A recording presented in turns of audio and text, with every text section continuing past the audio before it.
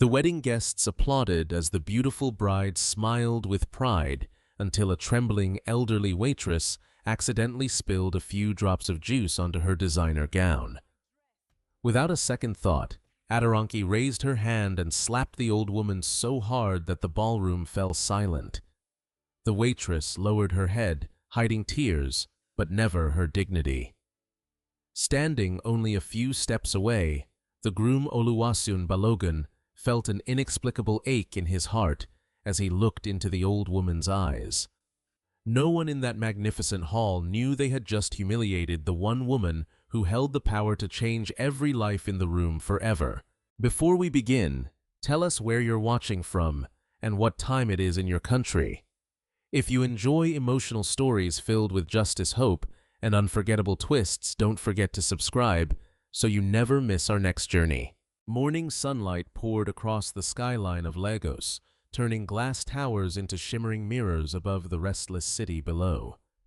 Luxury cars glided toward one of the most exclusive event centers in Victoria Island, where the wedding of Oluwaseun Balogun and Adoranke Adeyemi had become the social event everyone wanted to attend.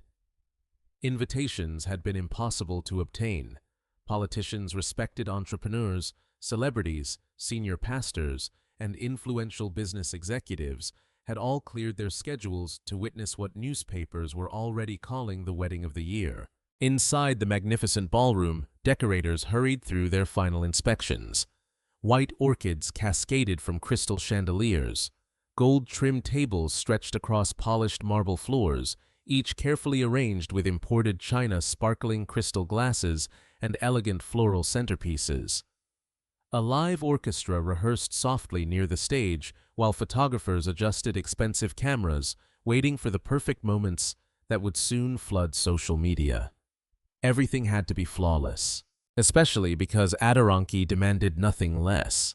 Standing before a floor-length mirror in the bridal suite, she slowly adjusted the neckline of her custom-made wedding gown. Thousands of tiny crystals shimmered across the fabric, reflecting every beam of light that entered the room. Her makeup artist stepped back with satisfaction. "You look absolutely breathtaking." Adoranki smiled at her own reflection. "I should," she replied confidently. "This wedding will be remembered for years." Her bridesmaids exchanged approving smiles. They had always admired her ambition. Long before meeting Oluwaseun, Adoranki had dreamed of entering the highest circles of Nigerian society. She believed appearance opened doors, wealth commanded respect, and success belonged only to those willing to demand perfection. Today was the culmination of every dream she had ever chased. She refused to let anyone ruin it. Outside the bridal suite, wedding planners rushed through hallways, carrying flowers, seating charts, and last-minute decorations. Every few minutes, someone stopped to answer another phone call. "Move those flowers closer to the entrance. The governor's convoy just left. Make sure table 5 receives the premium champagne. We're expecting another television crew." The atmosphere buzzed with excitement. Across the ballroom, dozens of waiters and waitresses completed their own preparations. They carefully folded white napkins, polished silver trays, and arranged glasses with practiced precision. Most of them were young people working temporary jobs to help support their families or pay university tuition. Among them worked one elderly woman whose quiet presence seemed strangely different. Her name was Mama Yetunde Balogun. Unlike the younger employees, she never rushed or complained. Her silver-streaked hair was neatly tucked beneath a simple service cap. Though her uniform was identical to everyone else's, she wore it with remarkable dignity. Every movement was calm, deliberate, and graceful, as though years of hardship had taught her patience instead of bitterness. Several younger waitresses naturally drifted toward her. "Mama." One whispered nervously, "This is my first luxury wedding. I'm afraid I'll make a mistake." Mama Yetunde offered a gentle smile. "Fear only makes your hands shake," she answered softly. "Take one careful step at a time. People remember kindness far longer than perfection." The young woman nodded gratefully. It was impossible not to feel comforted around her. Even the catering manager noticed how quickly nervous employees relaxed whenever Mama Yetunde spoke to them. She never raised her voice. She never criticized anyone. She simply worked. While arranging glasses near the head table, Mama Yetunde quietly straightened a slightly crooked chair without being asked. She noticed a waiter struggling to balance an overloaded tray and immediately removed 2 glasses before he lost control. When another employee accidentally dropped a spoon, she bent slowly, picked it up herself, and smiled as though nothing unusual had happened. No one thanked her. She did not expect them to.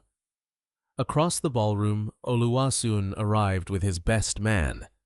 Tall, composed, and dressed in a perfectly tailored black tuxedo, he greeted guests with effortless warmth.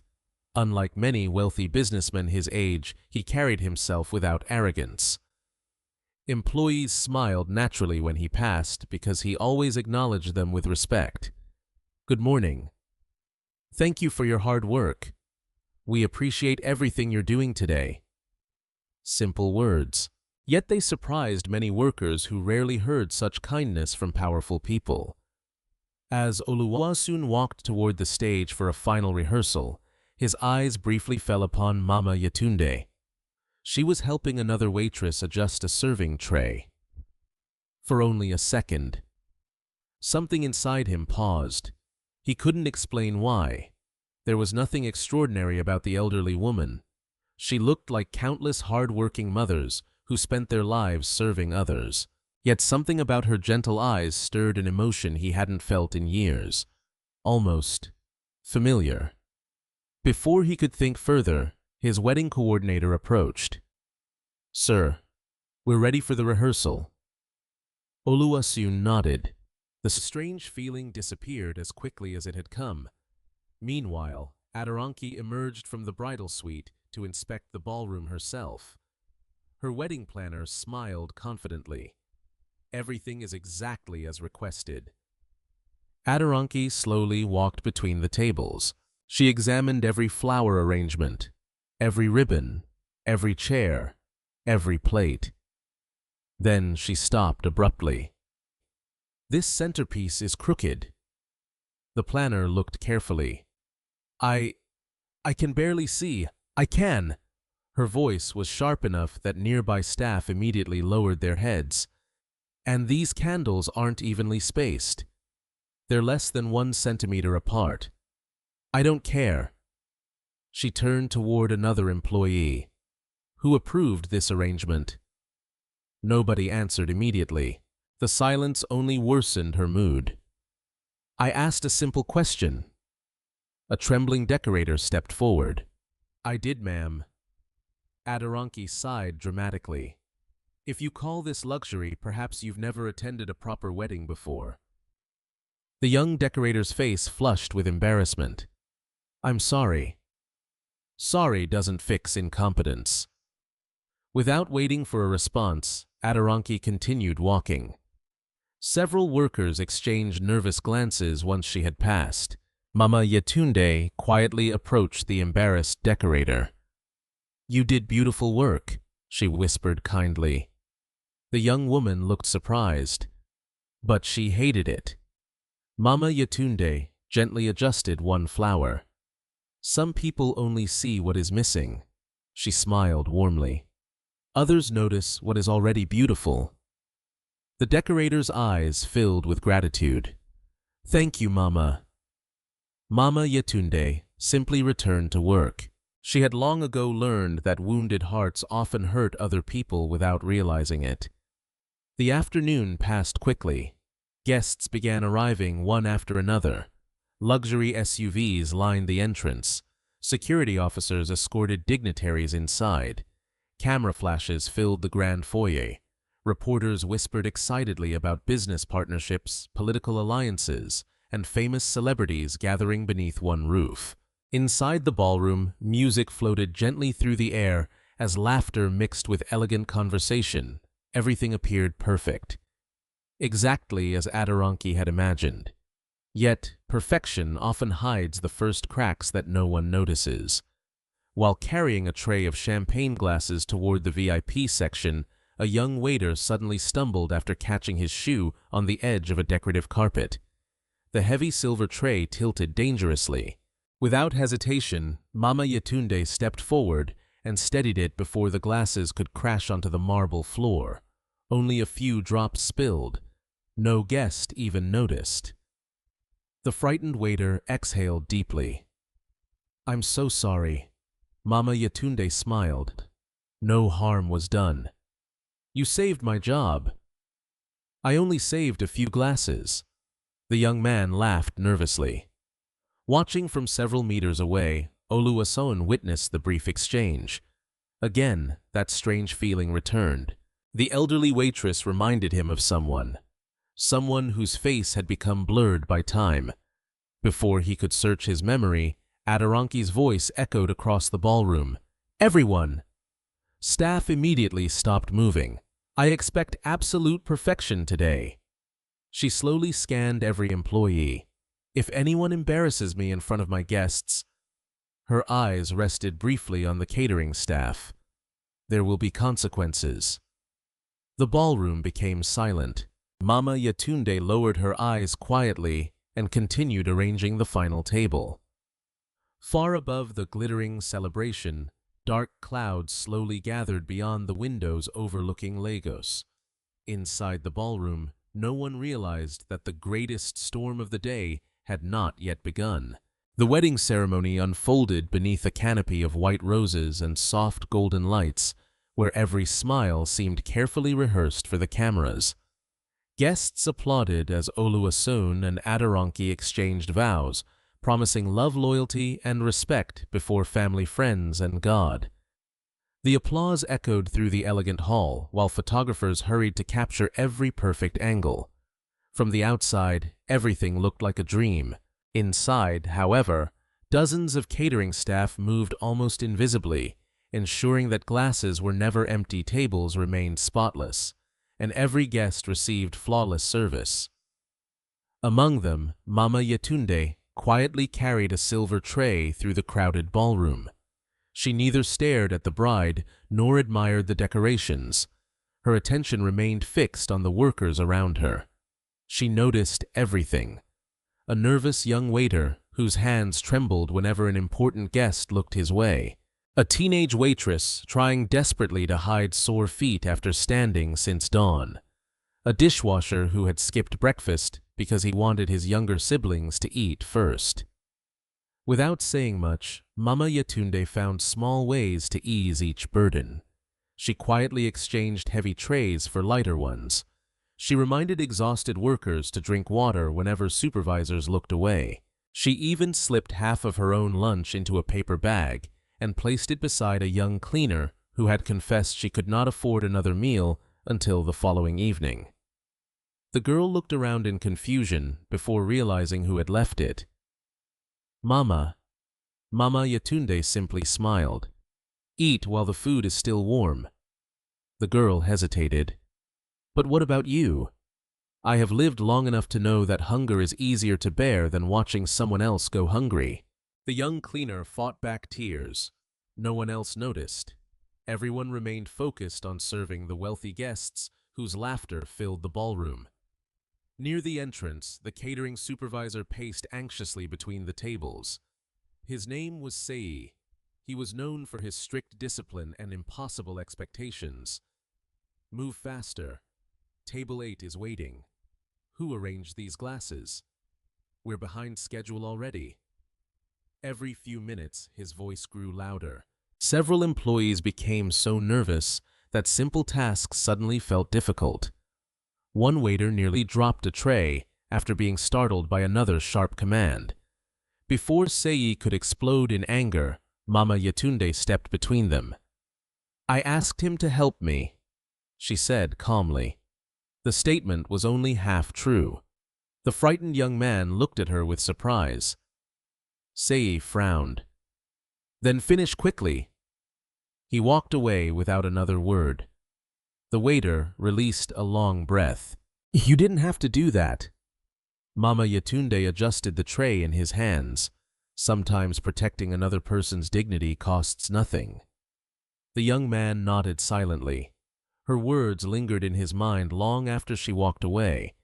Meanwhile, Adoranki had changed into an elegant reception gown embroidered with delicate silver patterns. Every guest complimented her appearance. "You look absolutely stunning. The most beautiful bride I've seen this year. What an unforgettable celebration." Each compliment strengthened her confidence. She welcomed influential guests with polished elegance, laughing gracefully as photographers surrounded her. Yet, behind the polished smile, she remained obsessed with every tiny detail: a napkin folded imperfectly, a chair slightly out of line, a waiter walking too slowly. Nothing escaped her attention. When she noticed one server refilling a glass only halfway before moving to another guest, she immediately called him back. "Excuse me." The young man stopped instantly. "Yes, ma'am." "Do you believe the half-hearted service belongs at my wedding?" He looked confused. I thought the guest asked me to." "I don't care what you thought." Several nearby guests turned toward this conversation. "If you're going to serve at an event like this, learn how excellence looks." The waiter apologized repeatedly. "I'm sorry." "You should be." His face burned with embarrassment as he walked away. Across the room, Mama Yetunde had witnessed everything. She did not criticize Adoranki. Instead, she quietly found the young waiter a few moments later. "You served with kindness." He looked discouraged. "It wasn't enough." She gently shook her head. "Kindness is always enough. But people only notice mistakes." Mama Yetunde smiled sadly. "Not everyone." Those simple words restored a little confidence to the young man's expression. Hours passed. Music grew livelier as guests enjoyed expensive cuisine and lively conversation. The orchestra shifted from classical melodies to soft contemporary jazz, while children danced near the stage. Photographers continued capturing laughter embraces and joyful celebrations. Oluwaseun circulated among the guests with natural warmth. Unlike many wealthy hosts, he remembered names. He greeted elderly relatives respectfully. He thanked business partners for attending. He even paused to shake hands with several security officers, standing quietly near the entrance. As he crossed the ballroom once again, his eyes unexpectedly met Mama Yetunde's. She was helping an elderly guest carry a walking cane after it slipped beneath a chair. The old guest smiled warmly. "Thank you, my daughter." "My pleasure." Her voice carried unusual warmth. Oluwaseun found himself watching her longer than necessary. His best man noticed. "What are you looking at?" Oluwaseun hesitated. "I don't know." "The waitress." He nodded slightly. "She reminds me of someone." His friend laughed. "Maybe your grandmother?" "No." He frowned. "It's something else." He searched his memory. A gentle voice. A comforting touch. The faint scent of shea butter. Someone singing softly while rain tapped against a roof many years ago. The images appeared only for seconds before disappearing again. "I can't explain it." His friend smiled. "Wedding nerves. Maybe." Still, the strange feeling refused to leave. Elsewhere in the ballroom, a group of wealthy women had begun whispering among themselves. One pointed discreetly toward Mama Yetunde. "She's rather old to still be working." Another shrugged. "Life is difficult." A third woman sighed dramatically. "I could never imagine serving food at her age." Mama Yetunde overheard every word. She simply continued polishing glasses. She had learned long ago that strangers often judged stories they had never lived. Not far away, one of the youngest waitresses accidentally brushed against a decorative flower stand. The arrangement tilted dangerously. Before it could fall, Mama Yetunde caught it with surprising speed. The young woman gasped. "I'm so sorry." Mama Yetunde steadied the flowers. "No damage. I almost ruined everything." "You almost learned something." The girl blinked. "What?" Mama Yetunde smiled gently. "When panic arrives, slow your breathing before your hands." The waitress nodded. "I'll remember." As evening settled outside, the ballroom became even more magnificent. Thousands of tiny lights reflected across crystal chandeliers. Soft music blended with joyful conversations. Servers carried trays filled with gourmet dishes through crowded aisles. Everything moved with practiced rhythm. Yet, beneath that elegance, pressure continued building. The catering staff had now worked nearly 12 hours without proper rest. Several employees were visibly exhausted. Feet ached, shoulders stiffened. Smiles became harder to maintain. Mama Yetunde noticed one young waitress discreetly wiping tears inside the service corridor. She quietly approached. "What happened?" The girl hesitated. "My son is sick." She looked down. "I couldn't afford to miss today's wages." Mama Yetunde placed a gentle hand on her shoulder. "After your shift, go home immediately." The waitress nodded. "I wish I could buy him medicine." Without hesitation, Mama Yetunde reached into her apron pocket. She quietly pressed folded banknotes into the young woman's hand. The waitress stared in disbelief. "I can't take this." "You can. But children should never wait for tomorrow to receive care." The young woman burst into tears. "How will I ever repay you?" Mama Yetunde smiled with quiet peace. "When someone else needs help someday." She squeezed the young woman's hand. "Remember this moment." The waitress nodded through tears. "I promise." Neither woman realized that someone had witnessed the entire exchange. Standing near the service entrance, partially hidden behind a marble column, Oluwaseun had seen everything. He watched the elderly waitress give away what was likely a large portion of her own wages without expecting recognition. For reasons he could not understand, emotion tightened his chest. Who was this woman? Why did her compassion feel so familiar? And why did every instinct tell him that meeting her was not an accident? The questions remained unanswered. But somewhere deep inside him, memories long buried had quietly begun searching for the truth. As twilight settled over Victoria Island, the wedding reception entered its grandest phase. Outside luxury vehicles continued arriving one after another, their polished bodies reflecting the glittering lights that surrounded the magnificent venue. Security officers in tailored black suits opened doors for senators, judges, prominent pastors, international investors, and celebrated entertainers. Inside the ballroom, every table had become a gathering place for conversations that mixed family stories with business deals worth millions of naira. The orchestra transitioned into a softer melody, while crystal chandeliers bathed the hall in warm golden light. Waiters moved gracefully between tables, carrying silver trays filled with gourmet dishes and sparkling drinks. Every guest seemed relaxed. Every guest except the staff. For the employees, the evening had become even more demanding. Orders arrived from every direction. "Table 3 needs more champagne." "The governor has requested coffee." "Bring another dessert tray." "The VIP lounge requires fresh glasses." The catering team hurried without pause. Mama Yetunde remained composed despite the growing pressure. She carried herself with the same quiet dignity she had displayed since morning, carefully helping younger workers whenever she noticed signs of exhaustion.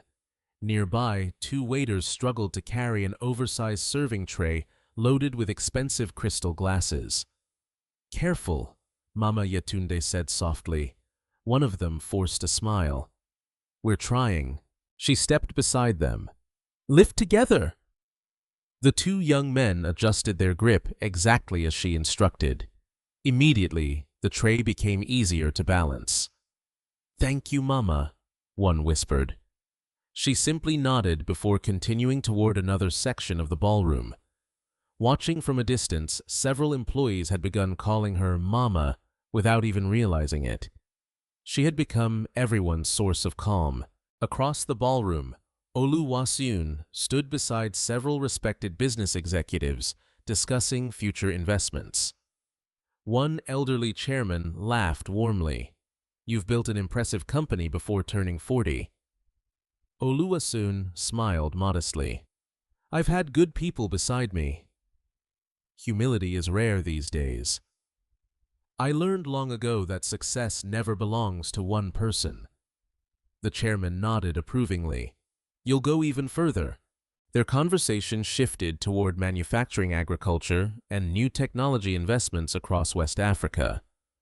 Oluwaseun answered every question thoughtfully, never boasting despite his growing reputation.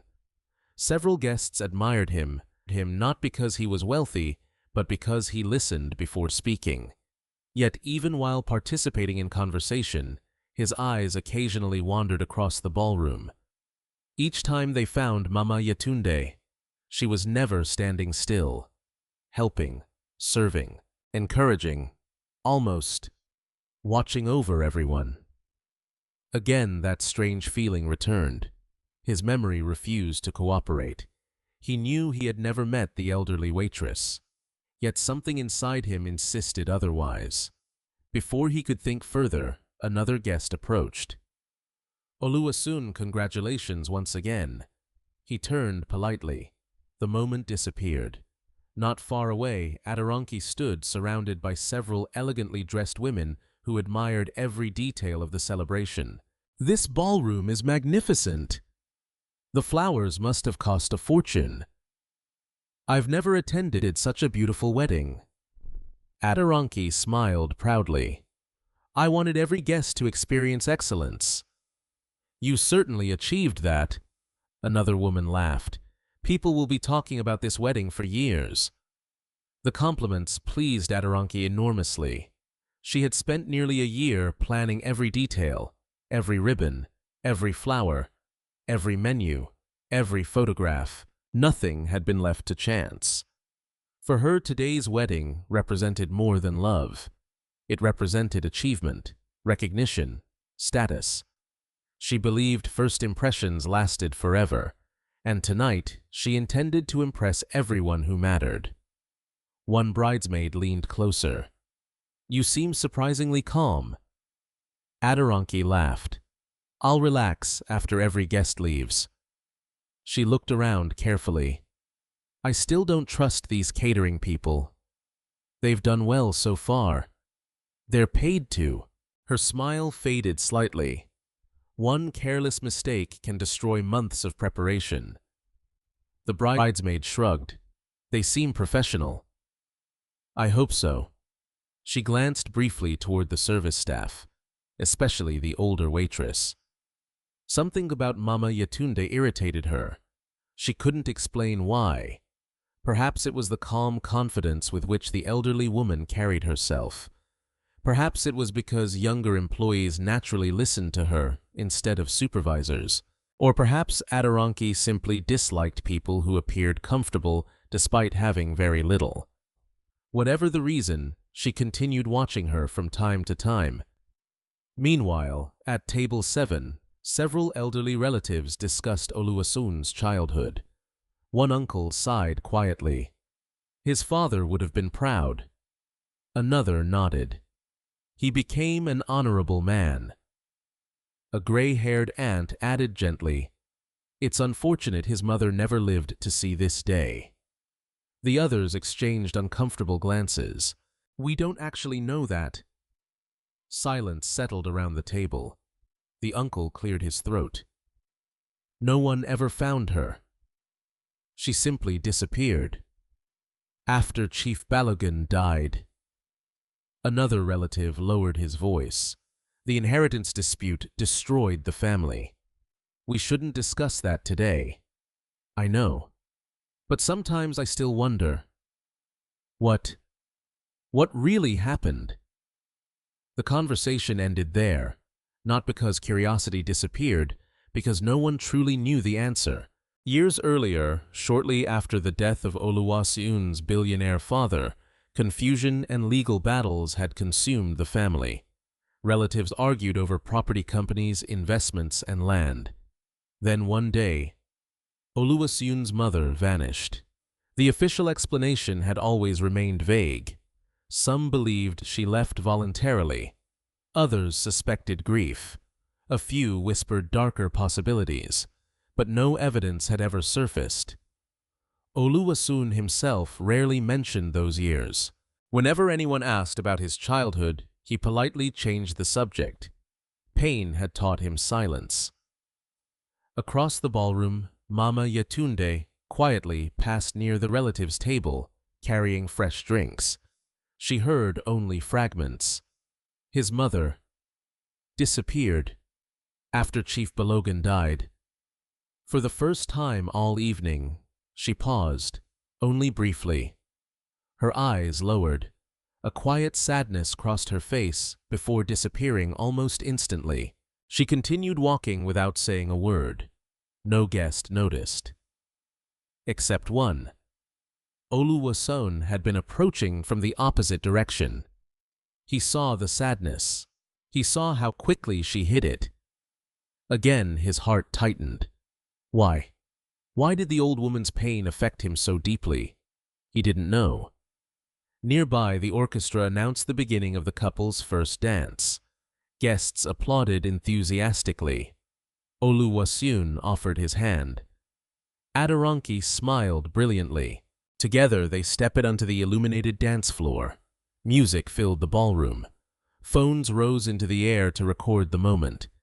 The newlyweds moved gracefully beneath thousands of tiny lights.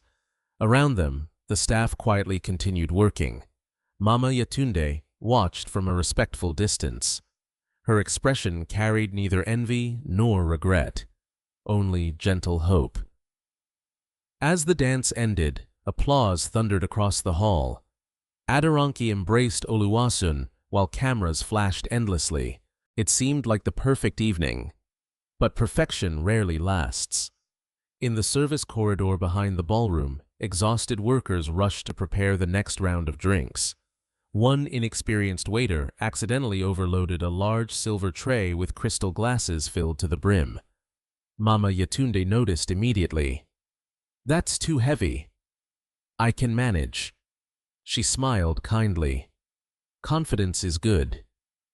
She carefully removed 2 glasses. Wisdom is better. The young waiter laughed nervously. "You remind me of my grandmother." "I'll accept that as a compliment." He adjusted the tray once more. Just then, another employee hurried around the corner, carrying dessert plates. The narrow corridor suddenly became crowded. Workers crossed in every direction. Orders echoed constantly. "Hurry! We're running late.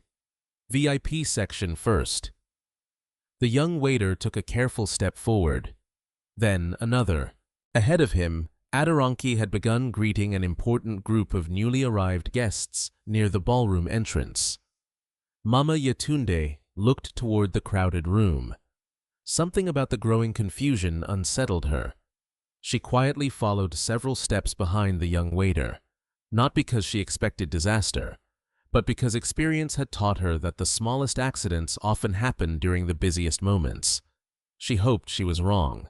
Within minutes, everyone's lives would begin changing forever. The orchestra shifted into an upbeat melody as servers emerged from the kitchen carrying fresh trays of sparkling drinks. Laughter flowed through the ballroom as freely as the champagne. Guests stood in small circles, discussing business, politics, and a family, while photographers moved from table to table, capturing spontaneous smiles. From the stage, the master of ceremonies announced the next part of the evening. "Ladies and gentlemen, please continue enjoying your dinner while our newlyweds greet each table personally." Applause filled the room once again. Oluwaseun smiled warmly as he and Aderonke walked among the guests, thanking each person for celebrating with them. Behind them, the catering staff increased their pace. The service had entered its busiest hour. In the narrow service corridor, the young waiter, Mama Yetunde, had warned only moments earlier, adjusted the heavy silver tray in his trembling hands. He took a slow breath. "I'll be careful." Mama Yetunde nodded. "Walk slowly. I don't want to disappoint everyone." "You won't." She offered him a reassuring smile. "Just don't rush." The young man stepped into the ballroom. At first, everything went smoothly. He moved carefully between tables, offering drinks to smiling guests. Several accepted champagne, while others requested fruit juice or sparkling water. He relaxed slightly. Maybe he had worried too much. Several meters behind him, Mama Yetunde followed at a comfortable distance while carrying a smaller tray. Her eyes remained on the crowded room rather than her own path. Years of experience had taught her to anticipate problems before they happened. A child suddenly darted between two tables, chasing another little boy. One guest unexpectedly stepped backward while laughing at a joke. A photographer crouched low to capture a dramatic angle of the bride. The ballroom had become a maze of unpredictable movement. The young waiter carefully avoided each obstacle. Then, just as he approached the center of the room, someone bumped into his shoulder. It was only a light collision, but it was enough. The overloaded tray tilted sharply. Crystal glasses slid toward one edge. The young man's eyes widened. "Oh no!" Before the tray could fall completely, Mama Yetunde reacted instantly. She rushed forward. With one hand, she steadied the silver tray. With the other, she caught two sliding glasses before they shattered. Most of the drinks remained upright. Only one glass tipped over. A small stream of orange juice splashed through the air. Time seemed to slow. The juice landed across the front of Adoranki's dazzling white reception gown. Only a small stain, hardly larger than a hand. For one long second, the ballroom became completely silent. The orchestra stopped playing. Guests turned simultaneously. The photographer lowered his camera. The young waiter stood frozen with terror. His face had lost all color. I'm sorry."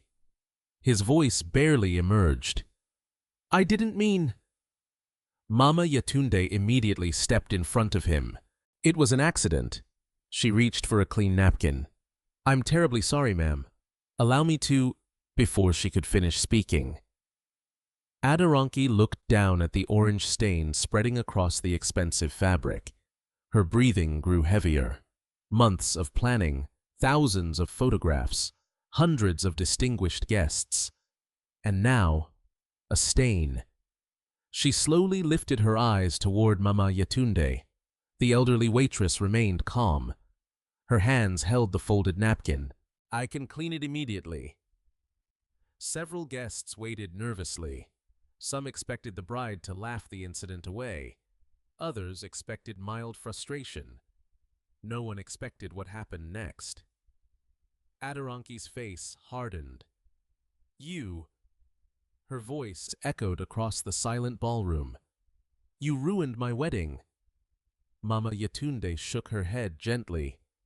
"It was an accident." "You call this an accident?"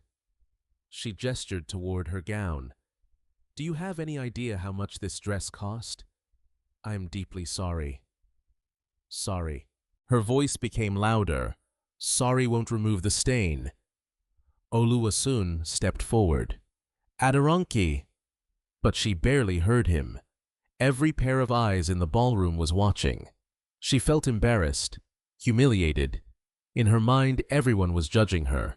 Instead of controlling her emotions, she surrendered to them. "You people never learn." The words stunned several guests. Mama Yetunde remained silent. The young waiter behind her began crying quietly. "It wasn't her fault." He finally found the courage to speak. "It was my tray." Mama Yetunde immediately interrupted. "No." She looked calmly at Adoranki. "I reached for the glass." The young waiter stared at her in disbelief. She was protecting him. Again. Adoranki laughed bitterly. So now you're lying as well. I'm only trying to explain. I don't want explanations. She took one step closer. I wanted one perfect day. Her breathing became uneven. And you destroyed it. Mama Yetunde lowered her head respectfully. I'm sorry. The elderly woman's quiet apology somehow irritated Adoranki even more. There was no argument, no excuses, no anger. Only calm dignity. To Adoranki, that calmness almost felt like defiance. Around the ballroom, whispers spread. She's overreacting. It was only juice. Poor old woman. Others remained silent, afraid to interfere. No one wanted to embarrass the bride further. Oluwaseun gently reached toward Adoranki's arm. It's all right. We can change the dress. She pulled her arm away. No. You don't understand. His expression became troubled. It was an accident. She looked directly into Mama Yetunde's eyes. You should never have been allowed to work here. The sentence struck harder than anyone expected. Several employees lowered their heads. The young waiter covered his face with trembling hands. Mama Yetunde stood perfectly still. Her eyes remained gentle. I pray your marriage will always know peace. Those quiet words somehow made the silence even heavier. Instead of calming Adoranki, they pushed her beyond reason. Without warning, she lifted her right hand. The sharp sound echoed across the ballroom. Slap. Mama Yetunde's face turned slightly from the impact. The folded napkin slipped from her fingers onto the polished marble floor. No one moved. No one spoke. Even the children stopped playing. The orchestra members stared in shock. One elderly guest slowly removed his glasses, unable to believe what he had witnessed. The young waiter gasped. No! Mama Yetunde remained standing. She did not touch her cheek. She did not cry. She did not defend herself. She simply looked down for a brief moment before raising her eyes again. There was pain in them, but no hatred, only quiet sadness. Oluwaseun stood frozen. His heart pounded violently. Something deep inside him shattered. The sight of the elderly woman's eyes, the calmness after the slap, the silent strength, suddenly awakened a feeling he had buried since childhood. He couldn't explain it. He only knew one thing. Watching her suffer felt unbearably personal. Around the ballroom, dozens of guests exchanged stunned expressions. Some reached for their phones before lowering them again. Others looked away in embarrassment. The atmosphere that had moments earlier been filled with celebration had transformed into something painfully uncomfortable. A single tear slowly rolled down the young waiter's face. He stepped forward. This was my fault. Mama Yetunde gently raised one hand without looking back. A silent request. Stay where you are. Protect your future. I'll carry this burden. The young man stopped immediately. His shoulders trembled. At that exact moment, the grand entrance doors slowly opened. A tall, distinguished older gentleman in an impeccably tailored navy suit entered the ballroom, accompanied by two discreet assistants. He paused after hearing the silence. Then his eyes landed on Mama Yetunde. His expression changed instantly. Shock, concern, and profound respect, without acknowledging anyone else in the room. He began walking directly toward the elderly waitress. Silence still gripped the ballroom as the distinguished gentleman crossed the polished marble floor. His measured footsteps echoed through the hall, drawing every eye toward him. Guests instinctively stepped aside, recognizing him immediately. Chief Adewale Akinyemi, chairman of one of Nigeria's oldest financial institutions, a respected philanthropist, a man whose opinion carried enormous influence across the country's business community. Few people in the ballroom held more authority than he did. Yet, instead of greeting the bride and groom first, he walked directly toward the elderly waitress, whose cheek still bore the faint mark of Aderonke's hand. The entire room watched in stunned confusion. Chief Adewale stopped only a few feet from Mama Yetunde. For a brief moment, he simply looked at her. His expression softened with unmistakable concern. "Mama." His voice was quiet. "Are you hurt?" Mama Yetunde offered the same gentle smile she had worn throughout the evening. "I'm fine." "You are not." She shook her head slightly. "It is only a little pain." His eyes drifted toward the stain on her uniform, where juice had splashed moments earlier. Then toward the red mark on her cheek. Something flashed across his normally composed face. Not anger. Disappointment. Deep disappointment. Around the ballroom, whispers spread almost immediately. Did he just call her Mama? Does he know her? Who is she? Even Aderonke looked momentarily confused. She quickly recovered her composure and forced a polite smile. "Chief Adewale." She stepped forward confidently. "What an honor that you could attend." Only then did the chairman slowly turn toward her. His smile did not return. "Congratulations on your wedding." "Thank you." She extended her hand. He acknowledged it with a brief handshake before looking back at Mama Yetunde. The gesture lasted barely a second. Several guests noticed. Something felt unusual.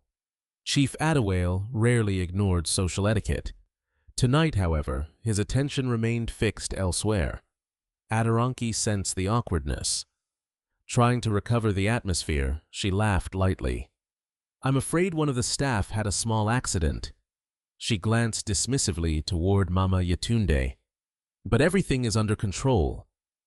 Chief Adewale looked at her carefully. "Is it?" His calm tone made several nearby guests uncomfortable.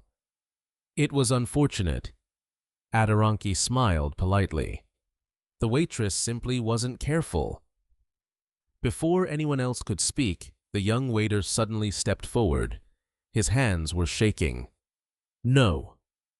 Everyone turned toward him. "It wasn't her." His voice cracked with emotion. "I overloaded the tray." He swallowed hard. "Mama Yetunde tried to save me." The ballroom became silent again. Aderonke frowned. "You should return to work." The young man shook his head. "I can't." Tears filled his eyes. "She protected me." Nobody interrupted. He continued. When the glasses slipped, his breathing became uneven. "She caught them. If she hadn't, I would have dropped the entire tray." He looked toward Mama Yetunde, and she accepted the blame. The confession spread through the ballroom like a cold wind. Guests exchanged uneasy glances. Several had witnessed only the final moments. Now the full picture began emerging. Mama Yetunde quietly spoke. "Enough." The young waiter looked at her. "Mama, you still have work to do. I don't deserve your kindness." She smiled gently. "Kindness isn't something people deserve." Her words left many guests speechless. Chief Adewale closed his eyes briefly. He had known this woman for many years. Nothing about her response surprised him. Everything about it saddened him. Across the room, Oluwaseun struggled to process everything he had witnessed. The image of Aderonke's slap replayed repeatedly inside his mind. So did the old woman's reaction. No anger, no revenge, only forgiveness. Why did that feel so familiar? Fragments of memory surfaced again. A warm hand wiping tears from a little boy's face. A gentle lullaby. Someone whispering, "A good heart is always stronger than loud voices." The memory disappeared before he could grasp it. He rubbed his temples. Something was happening. Something he could not explain. Meanwhile, several guests quietly approached the service staff. One elderly woman handed the crying waiter a handkerchief. "You told the truth." He nodded. "I couldn't let her suffer alone." The woman smiled sadly. Few people would have spoken. Nearby, another guest whispered to his wife, "The old waitress has more dignity than everyone else in this room." His wife nodded silently. Across the ballroom, photographers stood uncertainly with cameras lowered. No one knew whether to continue documenting the reception.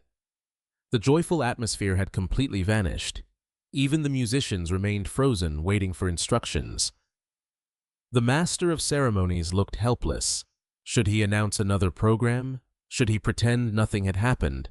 Nothing felt appropriate. Adoranki sensed control slipping away. She hated it. Tonight was supposed to celebrate her. Instead, people were staring at the waitress. She inhaled deeply. "I think everyone is making this much bigger than it really is." Several guests looked toward her. It was an unfortunate misunderstanding. Chief Adawale slowly faced her. "A misunderstanding?" "Yes." She maintained her smile. "I reacted emotionally." "You struck an elderly woman." Her smile stiffened. "I've already heard enough." "No." His voice remained calm. "I don't believe you have." For the first time that evening, Adoranki felt genuinely uncomfortable. Not because of what he said, because of how quietly he said it. There was no shouting, no public humiliation, only calm disappointment. It somehow felt heavier. Oluwaseun finally stepped forward. "Adoranki." She turned. "I think—" He paused. "We should apologize." She stared at him. "What?" "To Mama Yetunde." Several guests looked between them. Adoranki forced a small laugh. "You're serious?" "Yes. It was an accident." "Exactly." He glanced toward the elderly waitress. "She didn't deserve this." For several seconds, Adoranki said nothing. She could feel hundreds of eyes upon her. Pride battled reason. Finally, she looked toward Mama Yetunde. "If—" The word caught in her throat. She tried again. "If you felt insulted." The sentence sounded hollow even to herself. Mama Yetunde gently interrupted. "You owe me nothing." The response surprised everyone. Adoranki blinked. "I don't—" "You owe yourself peace." The old woman smiled kindly. "Anger always punishes the heart that carries it." Those simple words landed harder than any accusation could have. Even Chief Adawale looked moved. Several guests lowered their eyes. Some quietly reflected on their own behavior toward people who served them every day. One businessman whispered to his wife, "I've never thanked a waiter." She squeezed his hand. "Neither have I." Across the ballroom, the atmosphere had changed completely. Status no longer seemed important. Luxury decorations no longer attracted attention. Only the elderly waitress remained at the center of every thought. Chief Adawale reached into his suit pocket. His assistants exchanged quick glances. They knew exactly what he intended. Mama Yetunde noticed immediately. She gave the slightest shake of her head. "Please don't." The chairman understood. He slowly withdrew his empty hand instead. Whatever secret existed between them, she clearly wanted it hidden. For now. He respected her wishes. But remaining silent was becoming increasingly difficult. Nearby, two CEOs who had just entered the reception recognized Chief Adawale. They also noticed whom he was standing beside. Both men stopped walking. Their expressions changed instantly.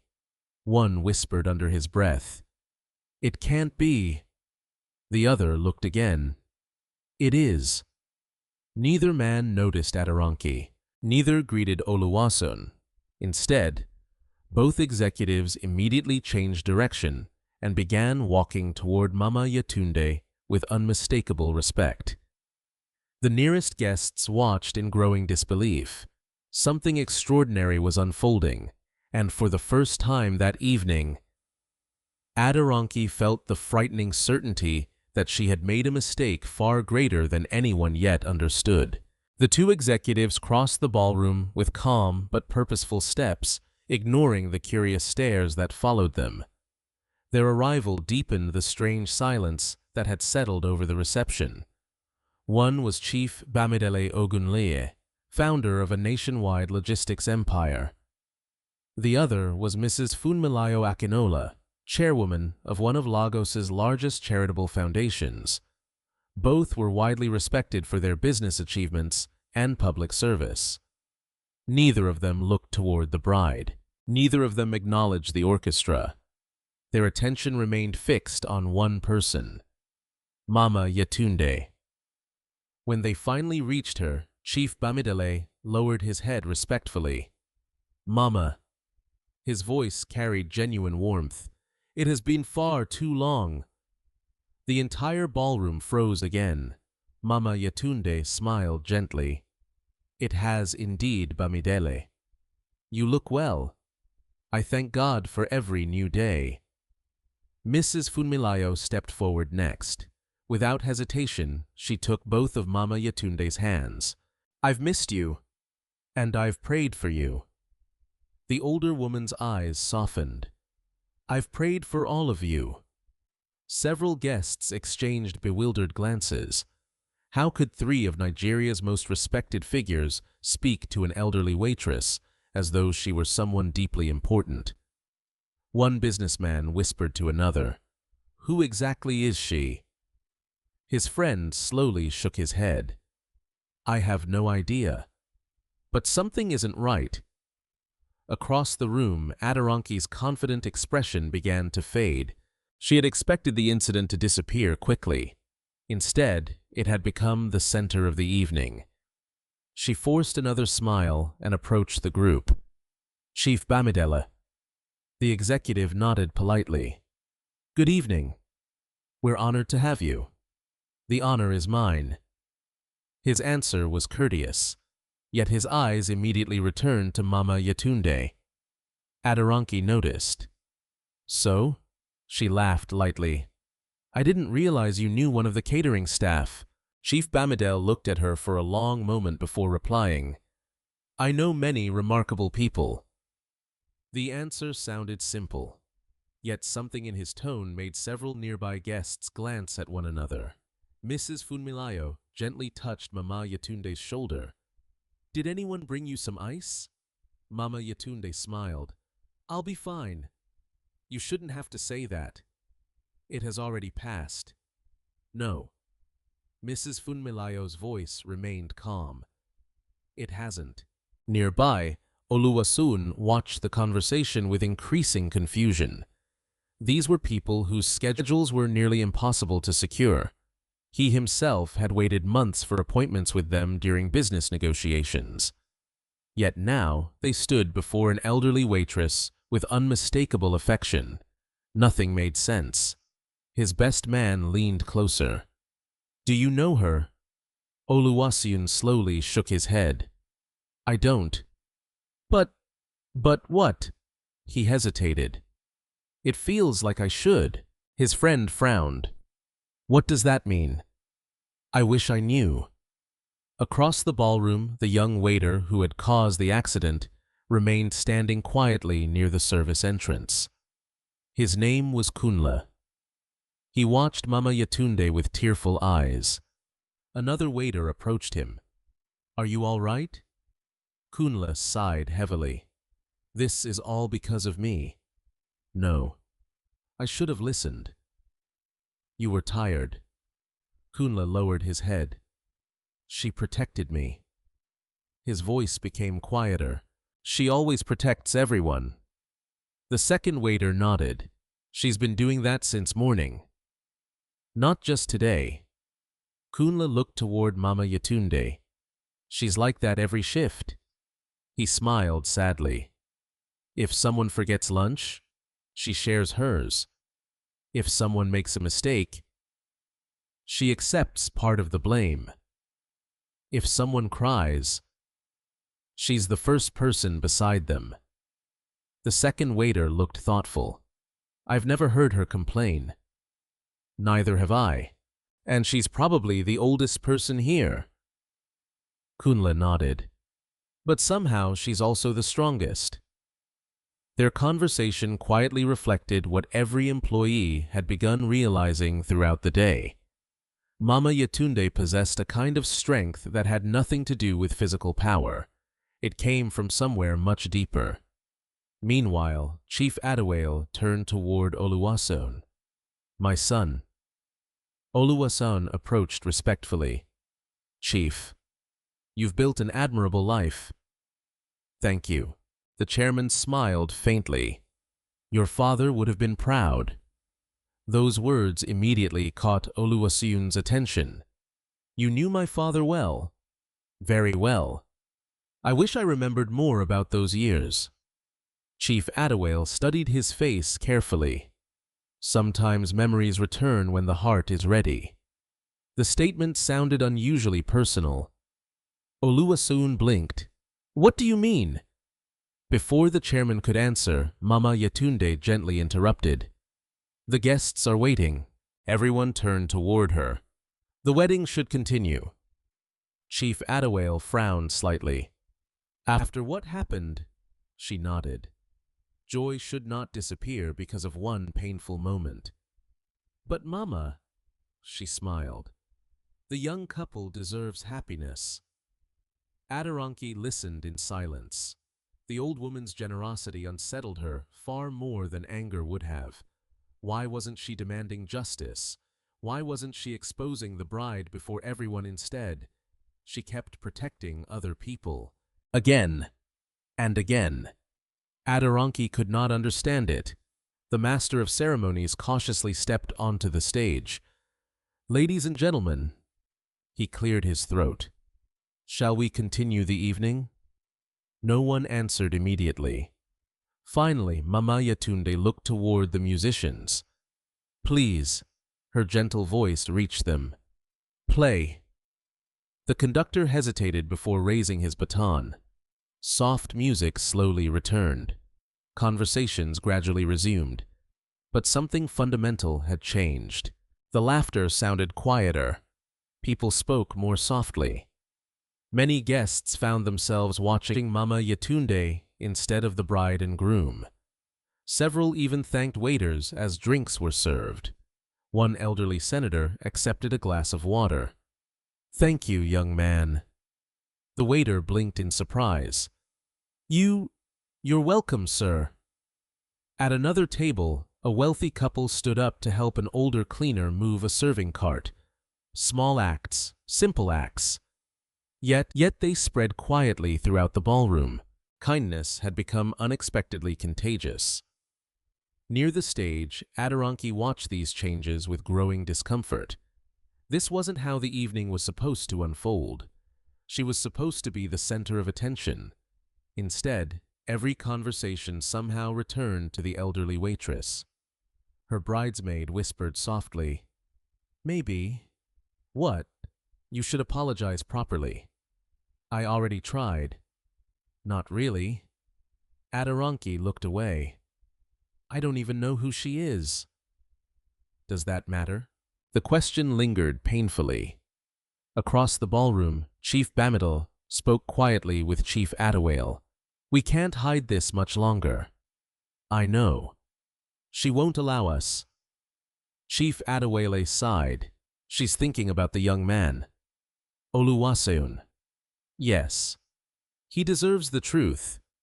He does. But only when she's ready. Mrs. Funmilayo joined them. The longer we wait, the harder it becomes. Mama Yetunde overheard every word. She smiled gently. Please. The three old friends turned toward her. Just a little longer. Chief Adewale looked into her eyes. You've always carried every burden alone. She answered softly. A mother never stops protecting her child. The words struck him deeply. He nodded with quiet respect. Not far away, Oluwaseun watched them again. His heart beat faster. He couldn't hear their conversation. But one thing had become undeniable. These powerful people were treating the elderly waitress as someone they deeply loved. Not admired. Loved. The realization stirred another forgotten memory. A pair of gentle hands buttoning a little boy's school uniform. A woman's voice praying softly before sunrise.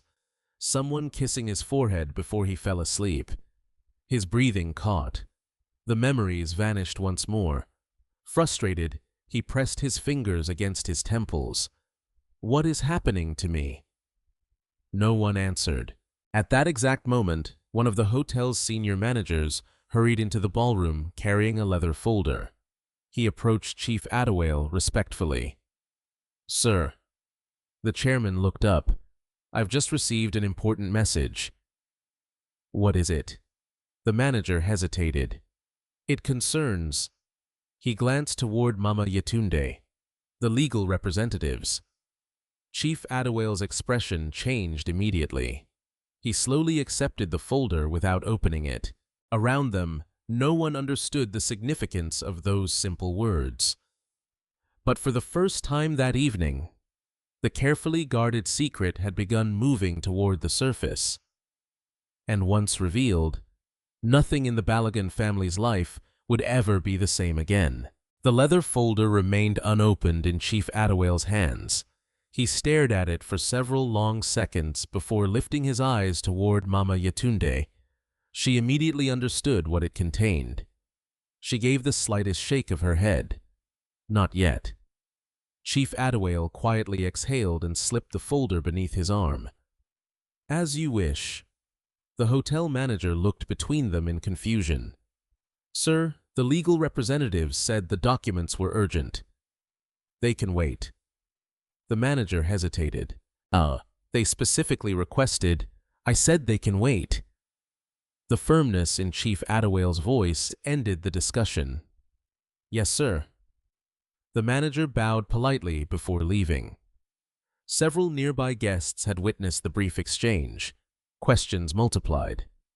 What legal representatives? What documents? Why would they be looking for a waitress? No one had answers. Across the ballroom, the orchestra continued playing, but the elegant music could no longer restore the atmosphere that had existed earlier in the evening. Conversations drifted naturally toward the mysterious elderly woman whom several of Nigeria's most influential figures seemed to respect. At one table, a senator leaned toward his wife. "I've known Chief Adewale for 25 years. So have I. I've never seen him speak to anyone like that." His wife nodded thoughtfully. "He treated her almost like family." "Exactly." Nearby, two younger entrepreneurs quietly discussed the scene. "I thought she was simply part of the catering team." "So did I." "Perhaps she once worked for one of them." The other man slowly shook his head. "No." "Did you notice how they greeted her?" "What about it?" "That wasn't gratitude. It was affection." Their conversation ended as another waiter approached with refreshments. This time, both men smiled warmly. "Thank you." The young waiter blinked. He was not accustomed to hearing those words so often during luxury events. One act of compassion had quietly changed the behavior of an entire ballroom. Meanwhile, Oluwaseun stepped onto a balcony overlooking the glittering Lagos skyline. He needed air. The cool evening breeze brushed against his face, but it did little to settle the confusion inside him.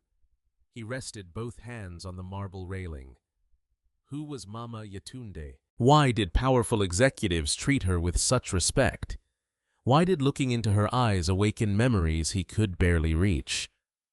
His thoughts wandered back to childhood.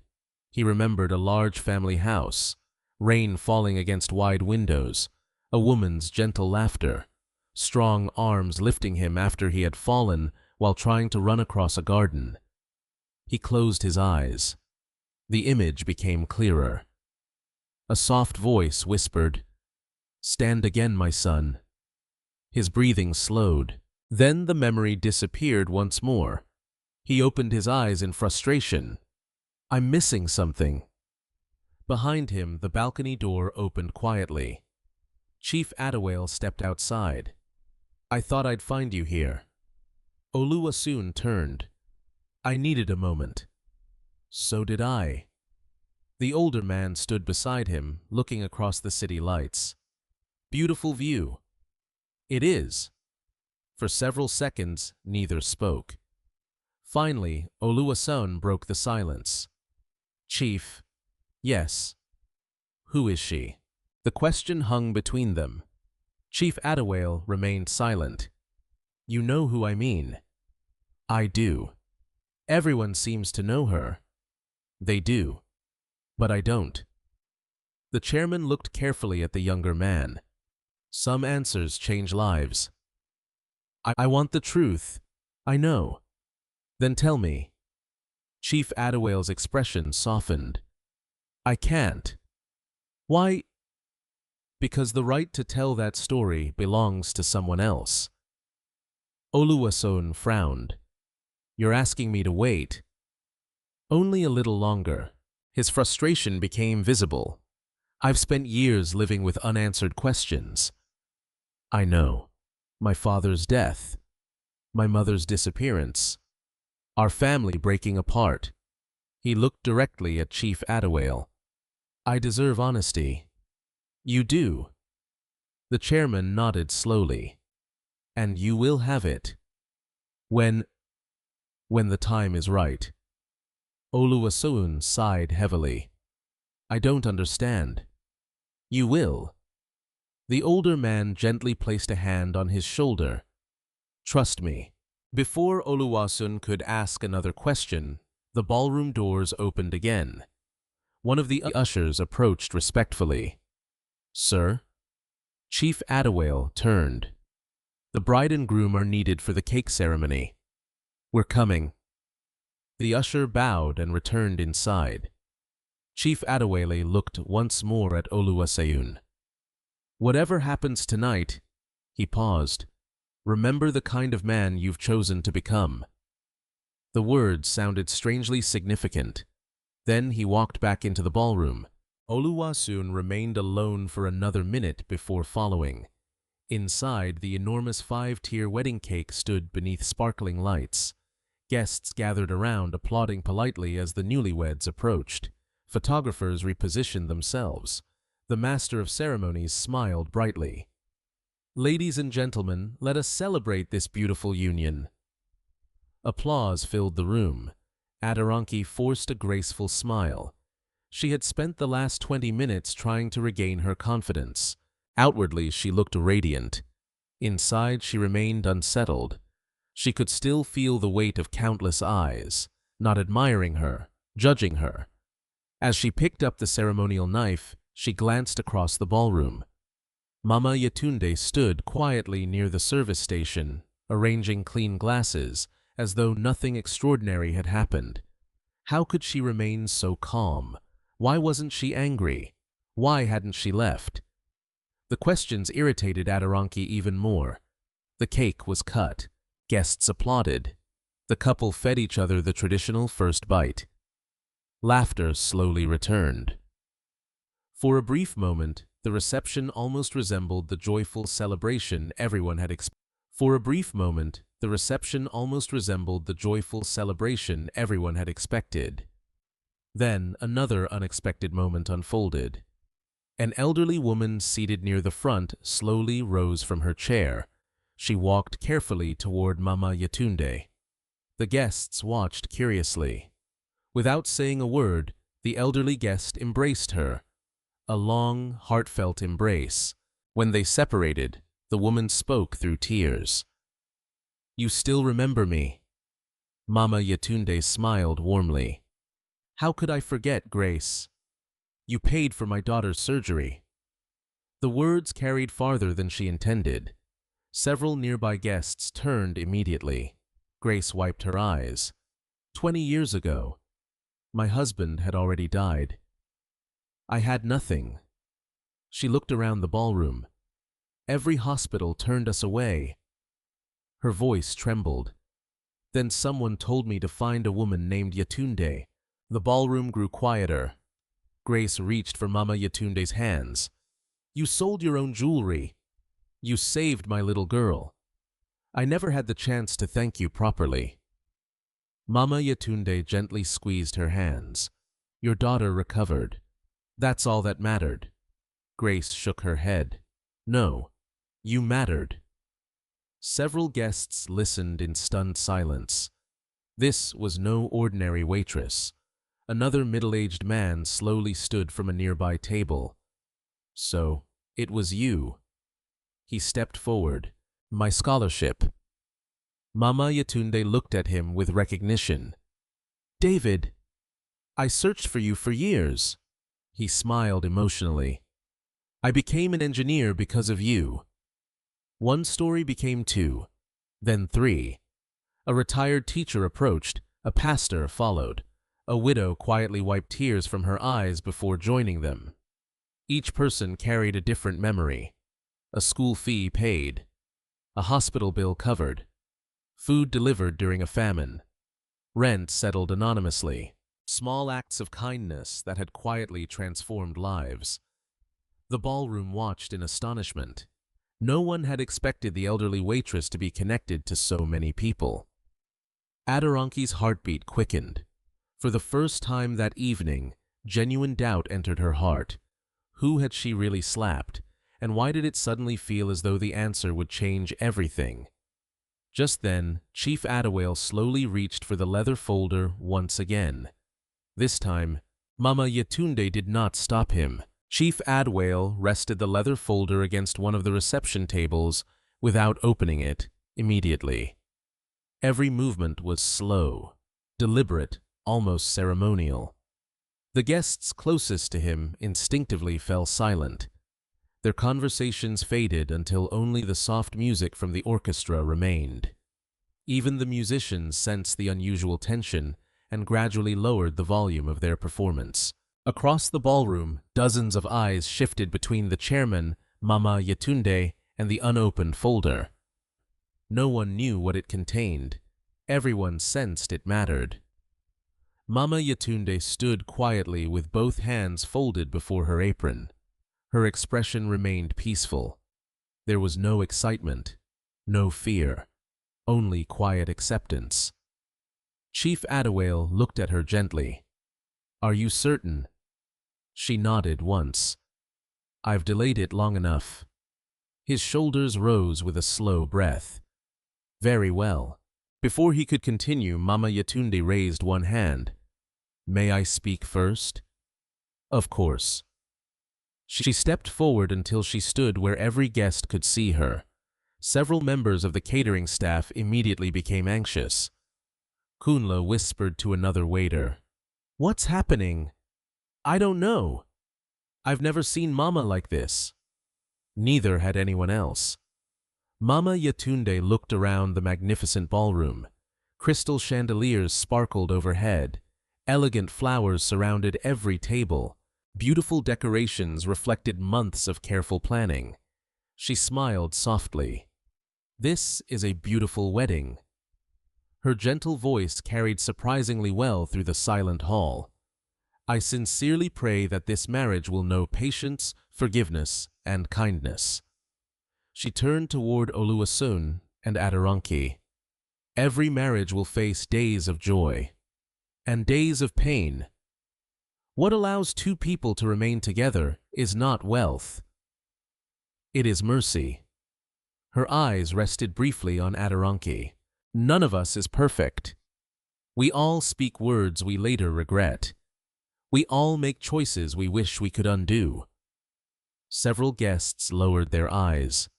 The ballroom had become so quiet that even the distant sound of air conditioning could be heard. Mama Yetunde continued, When I was young, I believed strength meant winning every argument. She smiled faintly. Life taught me something different.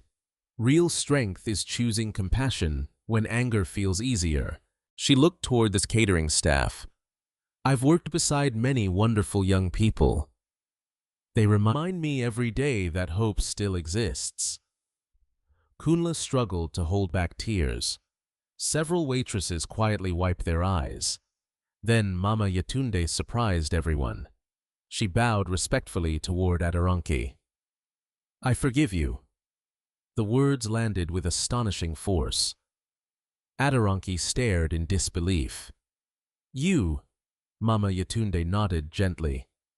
"I forgive you." "I don't understand." "You don't need to. I struck you. Yes.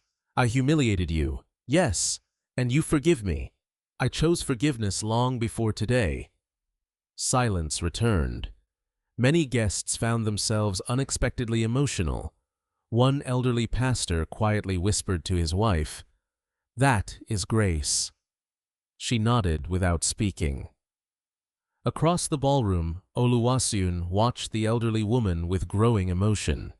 Again, another memory surfaced, a little boy crying after scraping his knee, a woman lifting him gently. "No matter what happens, never let bitterness live inside your heart." His chest tightened. The words. He had heard those words before, somewhere, long ago. His breathing became uneven. Chief Adewale noticed immediately. He exchanged a meaningful glance with Mama Yetunde. She understood. The memories were returning. Slowly. Naturally. Exactly as she had hoped. Meanwhile, Aderonke stood frozen. For the first time in many years, she felt truly ashamed. Not because people were watching, because she suddenly saw herself through someone else's eyes. She remembered the frightened waiter, the trembling decorator, the cleaners she had ignored, the elderly woman standing before her now. None of them had answered cruelty with cruelty, only kindness. The realization hurt more deeply than public embarrassment ever could. She slowly stepped forward.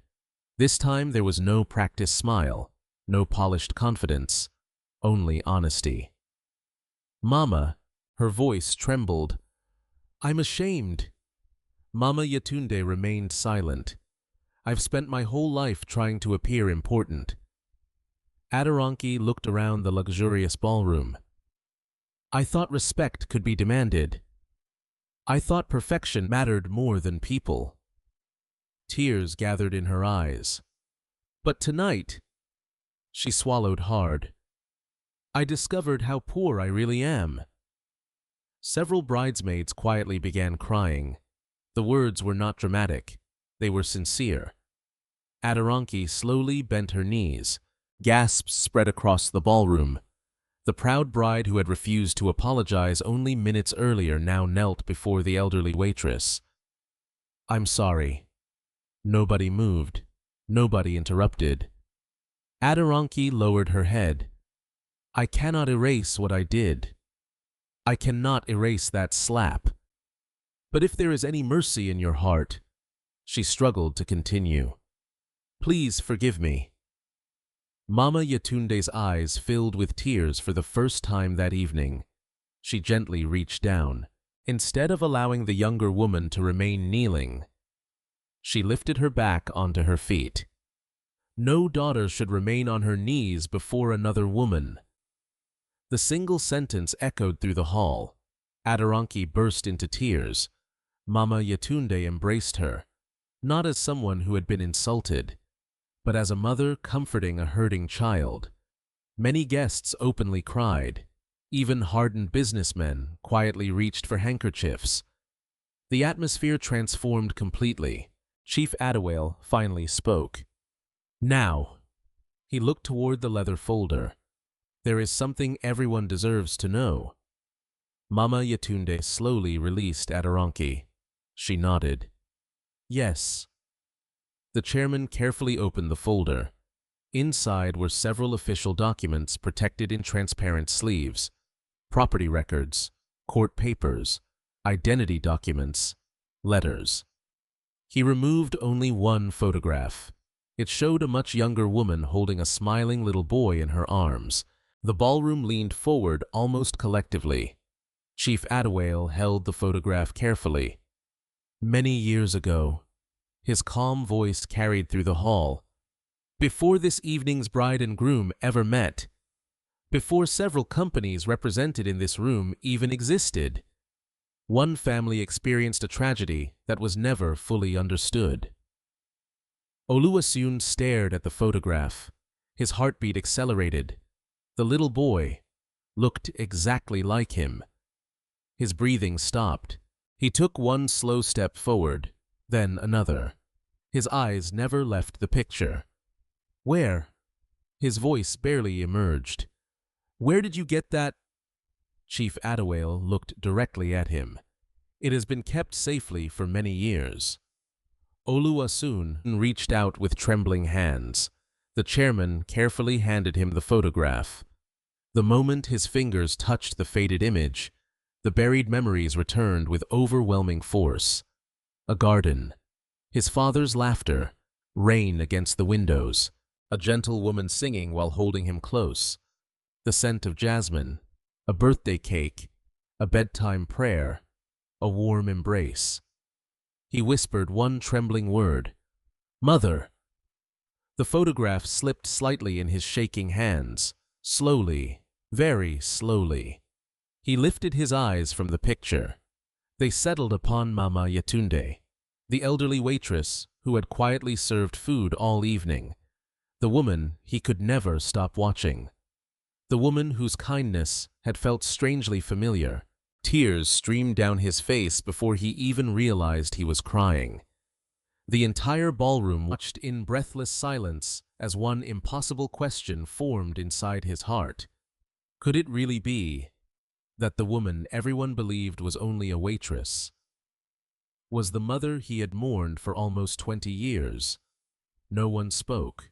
No one dared interrupt the moment, because every person in the ballroom understood that the next words would change not only one wedding, but an entire family's history forever. The photograph trembled in Oluwaseun's hands.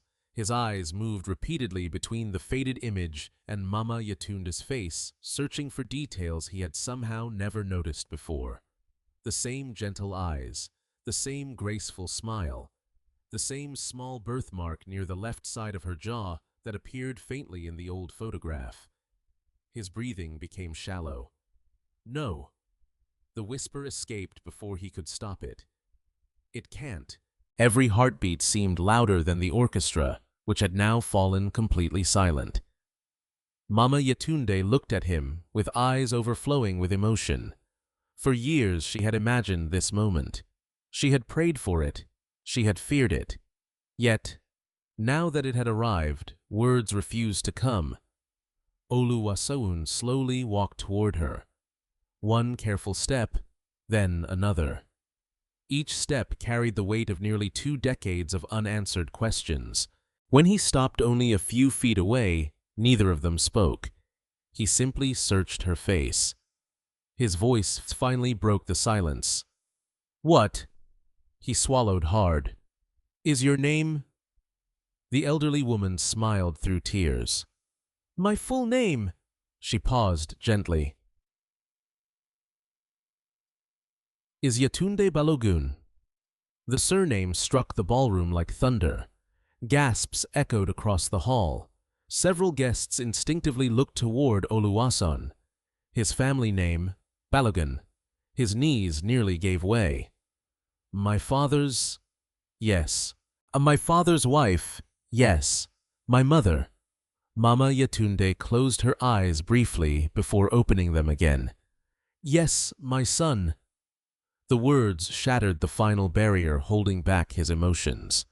The photograph slipped from his fingers onto the polished marble floor. "Oluwaseun." Aderonke reached toward him as he staggered backward, but he barely noticed. His eyes remained locked on the woman before him. "I searched." His voice cracked. "I searched for you." Tears streamed freely down his face.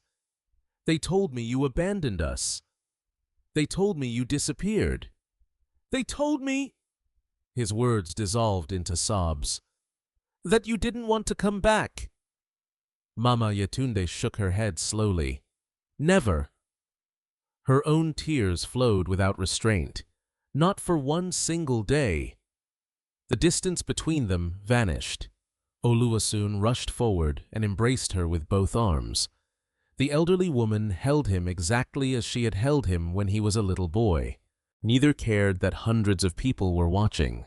Neither cared about cameras. Mother and son simply wept. Across the ballroom, nearly every guest stood in stunned silence. Several bridesmaids openly cried. Kunle wiped his face repeatedly with his sleeve. Even the hotel staff stopped working. The reunion was too powerful to ignore. Chief Adewale quietly picked up the fallen photograph and placed it carefully on the nearest table. He allowed the embrace to continue uninterrupted. Some moments deserved silence. After several long minutes, Oluwaseun finally stepped back just enough to look at his mother's face. He gently touched her cheek, the same cheek that had been struck only an hour earlier. His expression changed. Pain became anger. "Who did this?" His voice grew colder. "To my mother." The question hung heavily in the ballroom. No one answered immediately. He already knew. Slowly, he turned toward Aderonke. His new wife stood motionless, tears running down her face. She lowered her eyes. "I did." The confession was barely audible. Oluwaseun stared at her. For a long moment there was only silence. Chief Adewale stepped forward. "My son." But Oluwaseun gently raised one hand. "No." His voice remained controlled. "I need to hear everything." He looked back at Mama Yetunde. "What happened?" She smiled sadly. "Nothing that cannot be forgiven." He shook his head. "Mother, I asked a question." She reached for his hand. "My son, I am standing here. I am alive. I have found you. That is enough." He looked into her eyes. "It isn't enough for me." The quiet firmness in his voice surprised even himself. "I lost you for 18 years. I will not pretend that tonight never happened." Mama Yetunde understood. Her son had inherited his father's calm determination. When he sought the truth, he would not abandon it. Chief Adewale nodded slowly. Then the truth should finally be told. He turned toward the guests. "Many of you knew Chief Samuel Balogun." Several people nodded. He was one of the most respected industrialists of his generation. When he died unexpectedly, the chairman sighed. His family became divided. He looked toward Oluwaseun. "You were only 8 years old. You remember pieces, but not everything." Oluwaseun listened silently. Greed entered the family. Relatives fought over businesses, houses, land, shares, bank accounts. Every person claimed to know what your father wanted. Chief Adewale's voice remained calm. But only one person cared more about protecting a little boy than protecting wealth. He looked toward Mama Yetunde. "Your mother." Guests listened without moving. She refused to sign documents transferring company control. She refused to surrender your inheritance. She refused every attempt to pressure her. "What happened then?" Oluwaseun asked quietly. Chief Adewale looked down. "She received threats." The ballroom fell silent again. Anonymous letters, late-night phone calls, warnings. People followed her. Several guests exchanged shocked glances. Mama Yetunde spoke softly. "I wasn't afraid for myself." She looked at her son. "I was afraid for you." Oluwaseun felt his chest tighten. Chief Adewale continued. "One evening, we made a difficult decision. My legal team, your mother's advisors, and I. We believed the safest way to protect both of you was for the world to believe she had disappeared." The revelation stunned the room. Oluwaseun stared in disbelief. "You staged it. We protected her." and protected you. But he struggled to understand. Why didn't anyone tell me later? Chief Adawale closed his eyes briefly. Because the legal battles lasted years. Then international investigations began. Then more threats appeared. We kept postponing the reunion. He sighed heavily. Until time itself became another prison. Mama Yetunde gently squeezed her son's hand. I watched every achievement from a distance. I attended your university graduation. His eyes widened. What? You never saw me? I stood behind hundreds of people. I watched you receive your degree. Fresh tears filled his eyes. I attended the opening of your first company. I stood outside. I thanked God. I left before anyone noticed. Oluwaseun could barely breathe. You were there. For everything. She nodded. Every birthday. Every success. Every newspaper article. I collected them all. She smiled through tears. I've always been your mother. I simply couldn't stand beside you. The pain in her words spread through the ballroom. Even strangers felt it. Adoranki covered her mouth as she cried. The woman she had humiliated had quietly sacrificed 18 years of her own happiness to protect the son she loved. No accusation could have made her feel worse. She stepped forward slowly.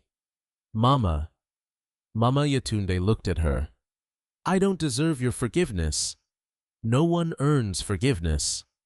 The elderly woman answered gently. It is given. Adoranki fell to her knees once more.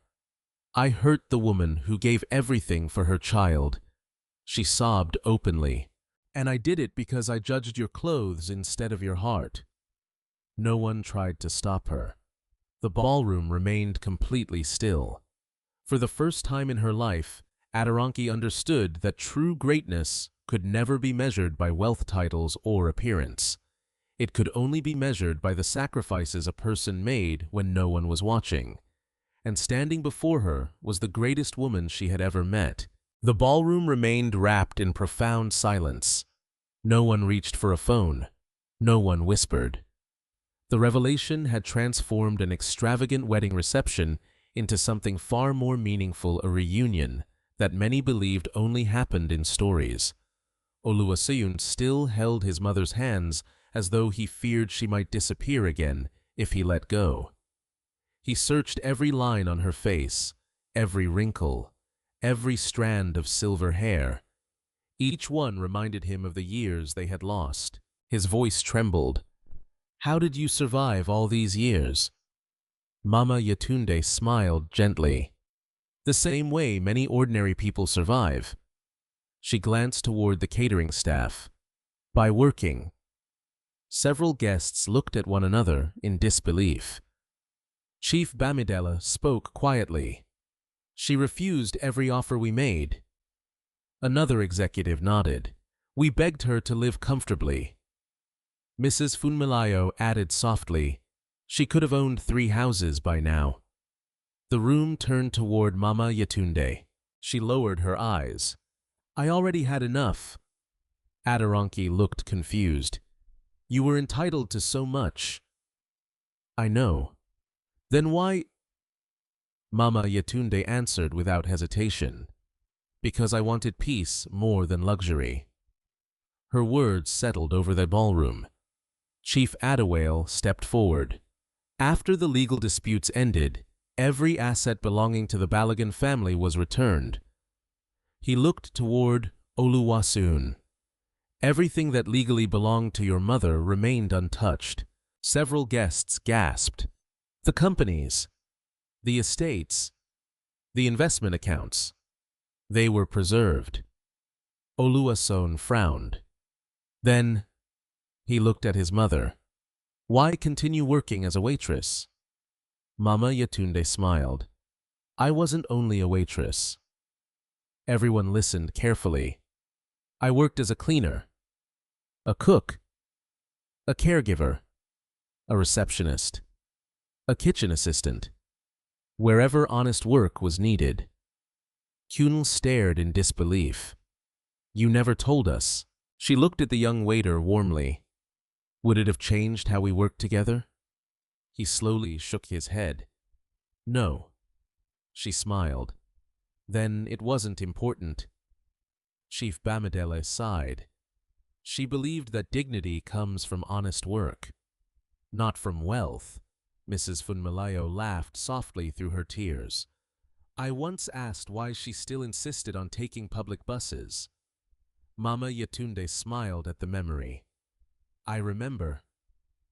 You told me. Mrs. Funmilayo wiped her eyes. If I forget how ordinary people live, I'll stop understanding how to love them. Many guests quietly lowered their heads. Those words pierced deeper than any speech they had heard in years. Across the ballroom, several hotel employees had gathered discreetly near the service entrance. One cleaner whispered to another, She's wealthy. The older cleaner nodded slowly. And she still worked beside us. The younger woman looked overwhelmed. I complained every day. So did I. Kunla looked toward Mama Yetunde. Yet she never complained once. Nearby, the catering supervisor Sei stood frozen. He remembered every time he had assigned her the heaviest duties because she never argued. Every overtime shift, every difficult request, every moment he had assumed she had no other choice. Shame settled heavily upon him. He slowly walked toward her. Mama, she turned. I'm sorry. You've done nothing. I have. His voice broke. I treated you like... He couldn't finish. Mama Yetunde gently interrupted. You treated me like an employee. I should have treated you like a mother. She smiled kindly. Then begin tomorrow. He looked confused. Tomorrow, treat every employee that way. His eyes filled with tears.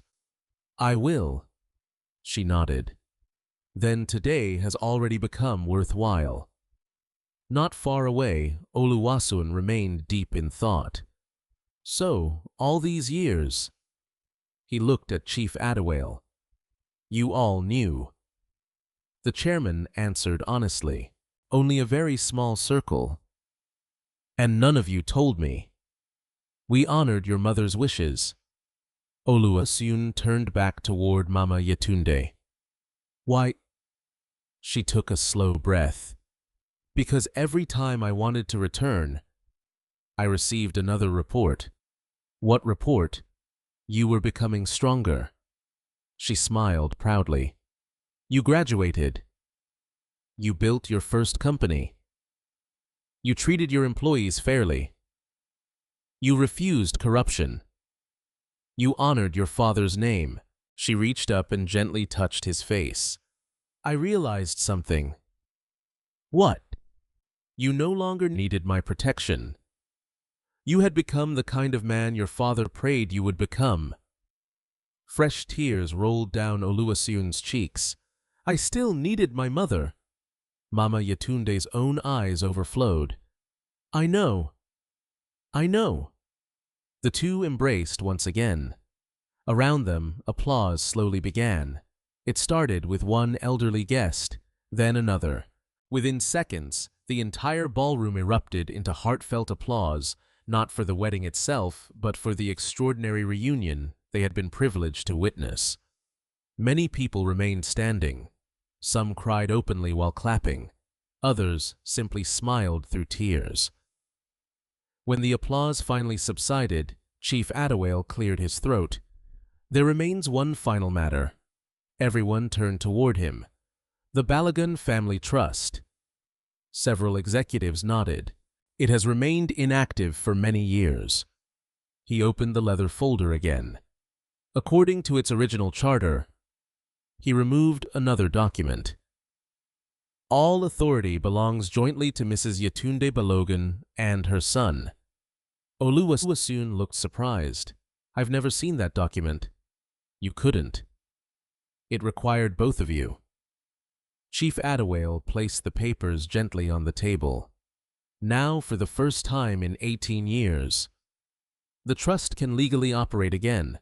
A business reporter quietly whispered to a colleague, "This changes everything." The colleague nodded. The Balogun Trust owns hospitals, schools, agricultural projects, scholarship programs. It influences thousands of lives. Chief Adawale looked toward Mama Yetunde. "The decision belongs to you." Every guest waited. Some expected her to reclaim control immediately. Others expected a celebration of restored wealth. Instead, Mama Yetunde smiled softly.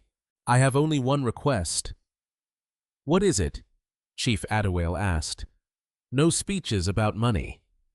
The chairman smiled knowingly. "I expected that." She turned toward Oluwaseun. "My son." "Yes, mother." The word mother brought another wave of emotion through the ballroom. "I don't want our reunion to become tomorrow's business headline." "What do you want?" "I want it to become tomorrow's reason for kindness." Several guests nodded. She continued, "If this family has been blessed, then our blessing must become someone else's hope." Aderonke listened carefully. Every sentence reshaped her understanding of success. Mama Yetunde looked around the room. Too many children still sleep hungry. Too many widows still cry alone. Too many elderly parents believe they have become burdens. She gently placed her hand over the trust documents. "If God has returned my son to me, then together we should return hope to others." Oluwaseun smiled through tears. "I promise." "No." She squeezed his hand. "We promise." He looked toward Aderonke. For a brief moment, uncertainty crossed his face. Their marriage had begun under painful circumstances. Could they truly move forward? Aderonke understood the question without words.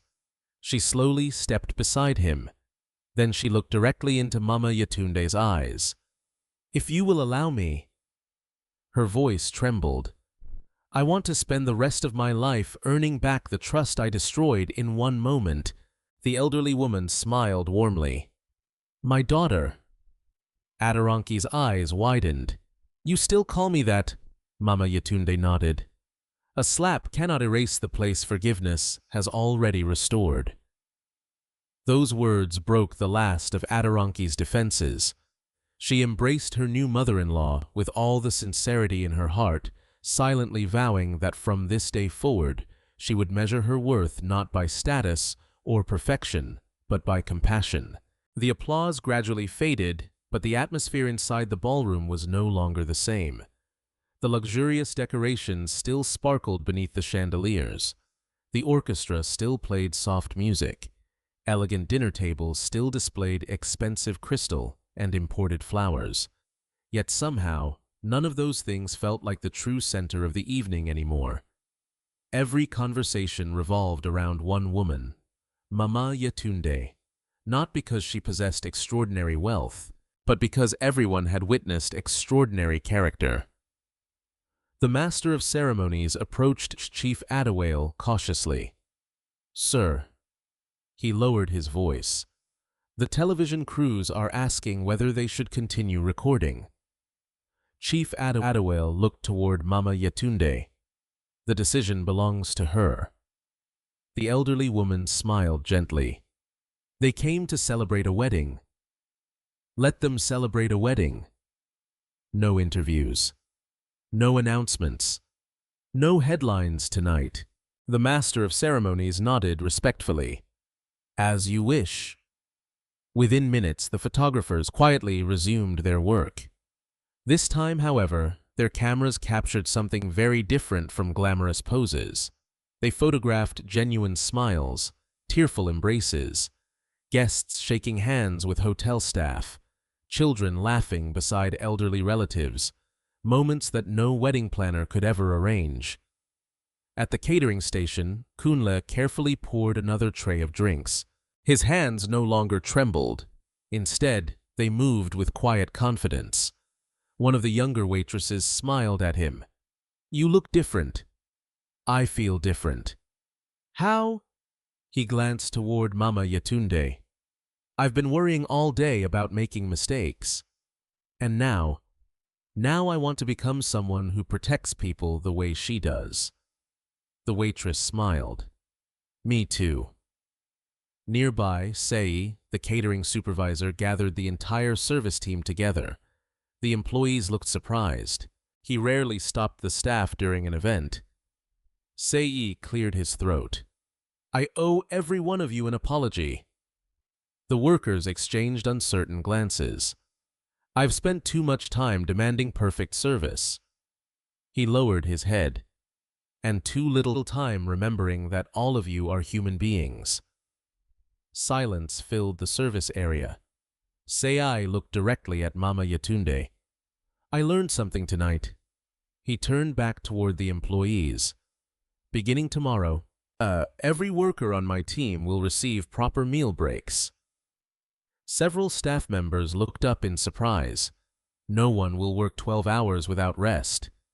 We'll rotate shifts fairly. If anyone has a family emergency, tell me. We'll solve it together." One cleaner quietly covered her mouth. Another waiter blinked repeatedly. No one had ever heard Sei speak like this. He smiled awkwardly. "I can't change yesterday. But I can choose tomorrow." The staff applauded softly. Mama Yetunde simply nodded with quiet satisfaction. Sometimes the greatest victories happened without anyone noticing. Across the ballroom, Oluwaseun stood beside his mother, introducing her to guests who had only known her through whispered stories. An elderly judge bowed respectfully. "Mrs. Balogun." She returned the gesture. "It is good to finally meet you. The honor is mine." A retired school principal stepped forward next. "I've admired your scholarship program for years." Mama Yetunde looked surprised. "You knew?" The principal smiled. "We never knew your name. But every year, anonymous donations paid tuition for children who would otherwise leave school." He laughed softly. "I spent years trying to discover the donor." She smiled. "I'm glad you never did." Another guest approached. Then another. Each carried a story. One woman had received hospital assistance after a difficult pregnancy. A young entrepreneur had started his business with an anonymous interest-free loan. A pastor remembered food deliveries during severe flooding. Piece by piece, the guests began realizing that Mama Yetunde's influence had quietly reached far beyond anything they had imagined. Aderonke listened carefully to every story. Each one deepened both her admiration and her regret. She turned toward Mrs. Funmilayo. "May I ask you something?" "Of course." "Why did she never tell anyone?" The chairwoman smiled knowingly. "Because she never gave to be remembered." "Then why give at all?" Mrs. Funmilayo looked toward Mama Yetunde. "She once told me something I'll never forget." "What was it?" "If people remember my name, they may praise me." She paused. "If they remember kindness, instead they may practice it." Aderonke felt tears rise once more. She had spent years building an image. Mama Yetunde had spent years building lives. The difference humbled her. Later in the evening, the wedding planner cautiously approached Aderonke. "Ma'am." "Yes." "We've prepared the farewell fireworks." Aderonke looked toward the ballroom entrance, where the celebration was scheduled to conclude. Then she slowly shook her head. "I want to change the program." The planner blinked. "Change it?" "Yes." "What would you like instead?" Aderonke glanced at Oluwaseun and Mama Yetunde. "Cancel the fireworks." The planner looked surprised. "They were very expensive." "I know." "Are you certain?" "Yes." She smiled gently. I've seen enough displays for one night. The planner waited. What should we do instead? Aderonki answered without hesitation. Invite every member of the hotel staff into the ballroom. The planner stared. All of them. Everyone. The cleaners. The kitchen workers. The security guards. The gardeners. The dishwashers. Everyone. Within minutes, word spread throughout the venue. Confused employees slowly entered the ballroom. Many looked uncomfortable, unsure whether they belonged among such distinguished guests. Mama Yetunde smiled as they gathered near the dance floor. Aderonki stepped onto the small stage. She took a deep breath. Tonight, she refused to hide behind polished speeches. She wanted honesty. When I woke up this morning, she looked around the room. I believed this wedding was about me. A quiet smile crossed her face. I was wrong. Guests listened attentively. I thought beautiful decorations created unforgettable memories. She glanced toward the staff. I was wrong again. Her voice grew softer. The people who made this day beautiful were standing all around us. She turned fully toward the employees. Many of you have been working since before sunrise. You smiled. You served. You solved problems. You carried burdens that none of us noticed. She paused. And I failed to honor that. Several staff members lowered their eyes. Aderonki continued. Tonight, she looked directly at Mama Yetunde. One extraordinary woman reminded me that every uniform hides a human story. She slowly bowed toward the employees. Thank you. The simple gesture stunned the room. Then Oluwasun stepped beside his wife. So do I. One by one, members of the wedding party followed. The bridesmaids, the groomsmen, then many guests. Within moments, hundreds of elegantly dressed people were applauding the workers who had quietly served them all day. Some hotel employees cried openly. Others smiled through tears. Kunla looked toward Mama Yetunde. You changed everyone. She gently shook her head. No. She smiled warmly. They changed themselves.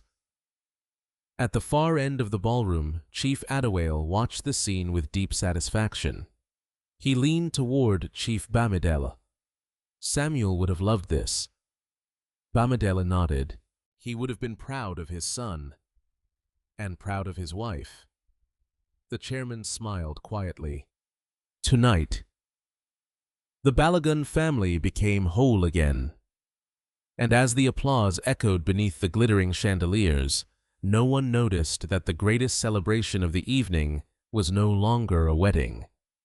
It had become the rebirth of a family and the beginning of a legacy that would reach far beyond everyone gathered in that magnificent ballroom.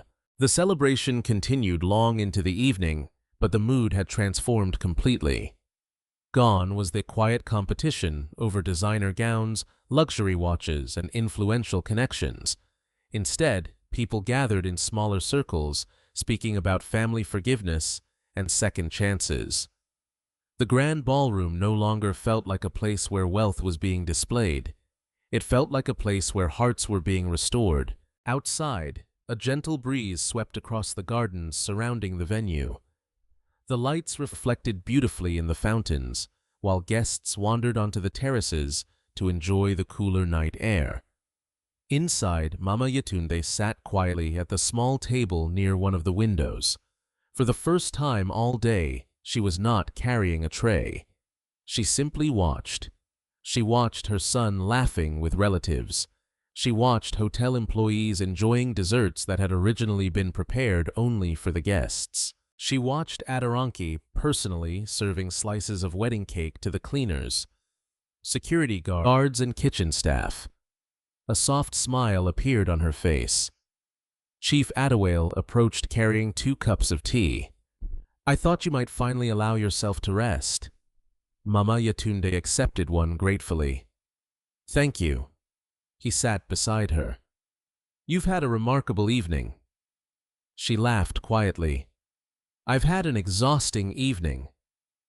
You also reunited with your son. Her smile grew warmer. For that, every difficult year was worth enduring. Chief Adewale stirred his tea thoughtfully. Do you regret anything? She looked toward Oluwaseun. I regret the years we lost. She paused. But I do not regret protecting him. The chairman nodded. I often wondered whether we made the right decision. We made the only decision we could. He sighed. Perhaps. She looked at him kindly. You protected us when others wanted power. You stood beside me when many people walked away. I never forgot. Chief Adewale smiled faintly. Your husband once saved my business. I could never abandon his family. Their conversation was interrupted by the arrival of Oluwaseun. He carried another chair and sat beside them. I hope I'm not interrupting. Mama Yatunde reached for his hand immediately. You never interrupt your mother. He smiled. The simple sentence filled a place inside his heart that had remained empty since childhood. For several moments, none of them spoke. They simply enjoyed sitting together. Eventually, Oluwaseun broke the silence. I've been thinking. Mama Yatunde looked at him. About what? Our family home. She lowered her eyes. I haven't visited it in years. It still belongs to us. She looked surprised. I thought. Chief Adewale smiled. No. We preserved everything. The gardens, the library, your husband's office, even the piano. Tears filled Mama Yatunde's eyes. The piano. The chairman nodded. We couldn't bear to remove it. She closed her eyes briefly. Samuel loved that piano. Oluwaseun smiled. I barely remember it. You used to fall asleep while I played. The memory made them both laugh softly.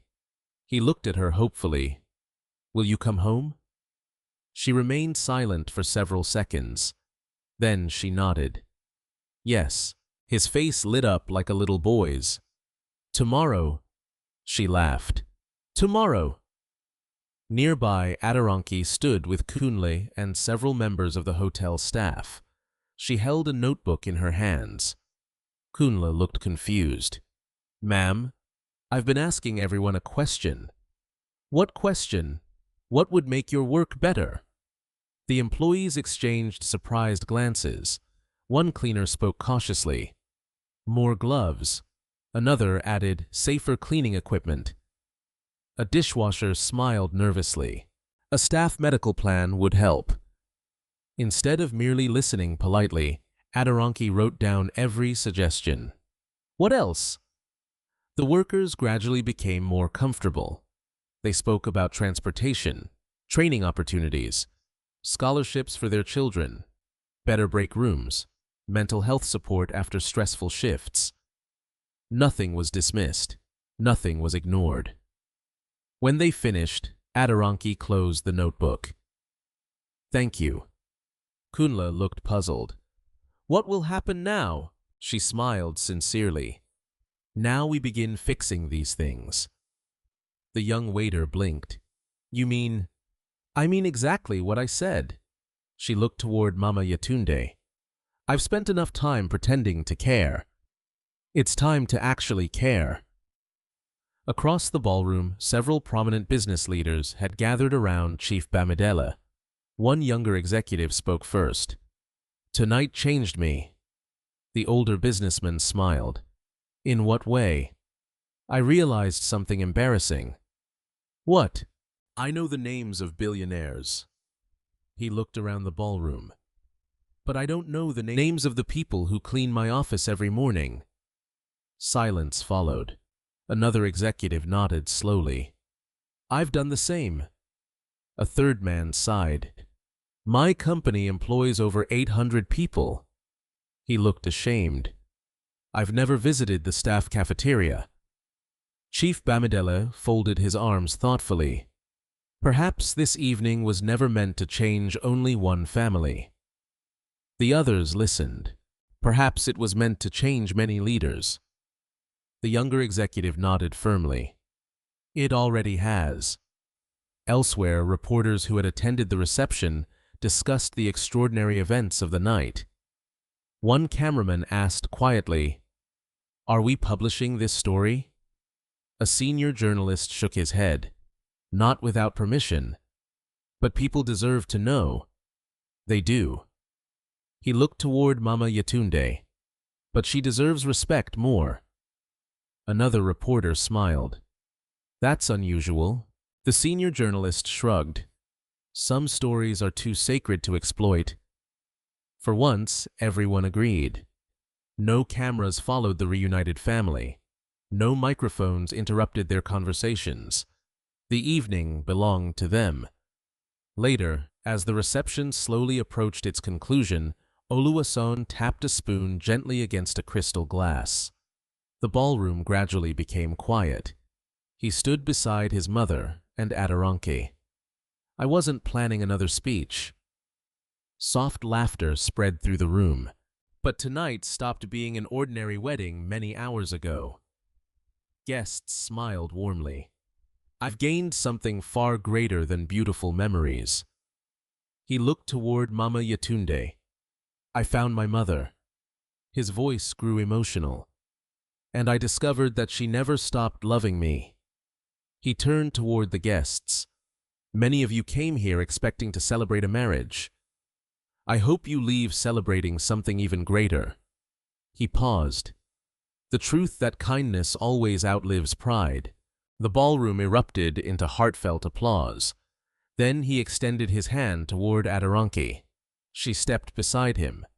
My wife has something she'd like to say. She inhaled deeply. I cannot erase what I did tonight. She looked directly at the hotel employees. Some wounds cannot be undone. But I promise every person in this room, she glanced at Mama Yetunde, that this evening will not become my greatest shame. It will become the day I finally learned how to live. The applause returned louder than before. Mama Yetunde quietly reached for both of their hands. She joined them together. Then she smiled. This, she looked at the young couple, is the beginning of your marriage. Not the ceremony, not the rings, not the celebration. She gently squeezed their hands.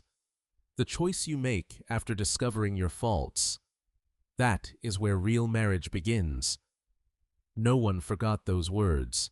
Long after the music ended, long after the guests returned home, long after the lights inside the magnificent ballroom were switched off, those simple words would continue echoing in the hearts of everyone who had been fortunate enough to hear them. The first rays of morning sunlight spread across Lagos, painting the skyline with warm shades of gold. News of the wedding had not yet reached the public.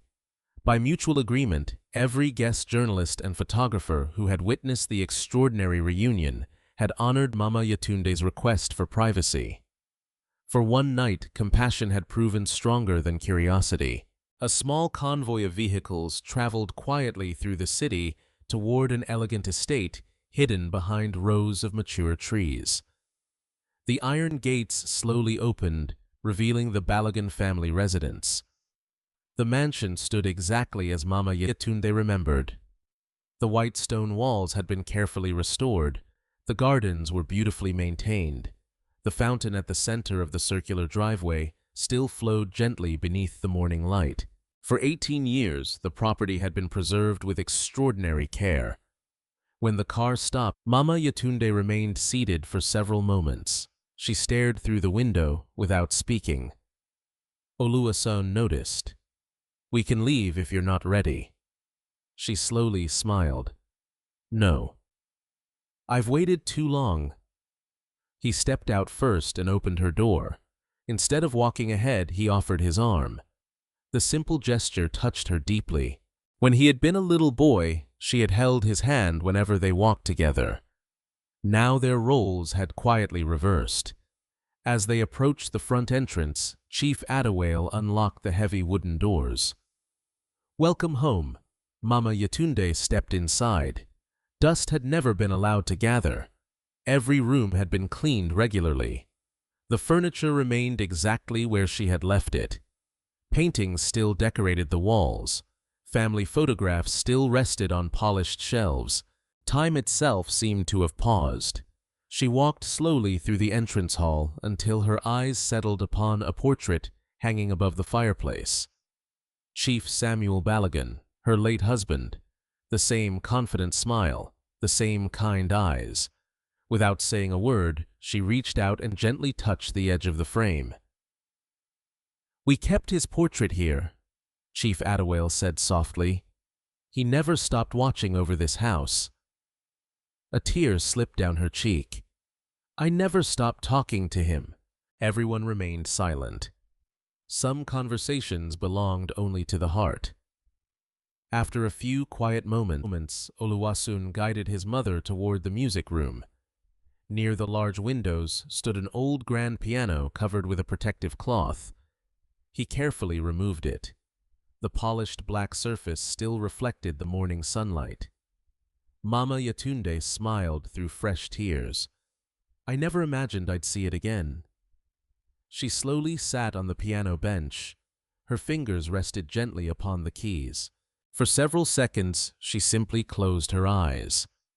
Then she began to play. The melody was soft, simple, peaceful. Oluwaseun froze. Every note awakened memories buried deep inside him. He suddenly remembered lying across a sofa as a child listening to the same music before falling asleep. He remembered pretending to remain awake just to hear his mother play one more song. He remembered laughter filling the house while his father applauded from the doorway. His voice broke. "I remember." Mama Yetunde looked up. "You do. I remember the music." She smiled. "I used to play it whenever you were afraid of thunderstorms." He laughed through tears. "I always hid under the blanket. And your father always teased you." The room filled with gentle laughter. For the first time in many years, the house sounded alive again. Meanwhile, Aderonke wandered quietly through another part of the mansion. She stopped inside a bright family library lined with books from floor to ceiling. On one shelf, she noticed several carefully preserved photo albums. She hesitated before opening one. Inside were photographs of birthdays, holidays, school performances, and family picnics. In every picture, Mama Yetunde smiled beside a young Oluwaseun. The love between them required no explanation. Aderonke carefully turned another page. There was Chief Samuel teaching his son to ride a bicycle. Another showed Mama Yetunde kneeling beside Oluwaseun on his first day of school adjusting his uniform. Aderonke gently closed the album. Tears blurred her vision. She whispered to herself, "I judged a lifetime by one uniform." The realization humbled her more deeply than ever before. Later that morning, everyone gathered in the dining room. The long table had once hosted countless family meals. Today, it welcomed them home once again. Instead of servants preparing breakfast, Mama Yetunde quietly tied on a simple apron. Oluwaseun looked surprised. "Mother," she smiled. "What? You don't have to cook." "I know." "Then why?" She laughed softly. "Because I want to."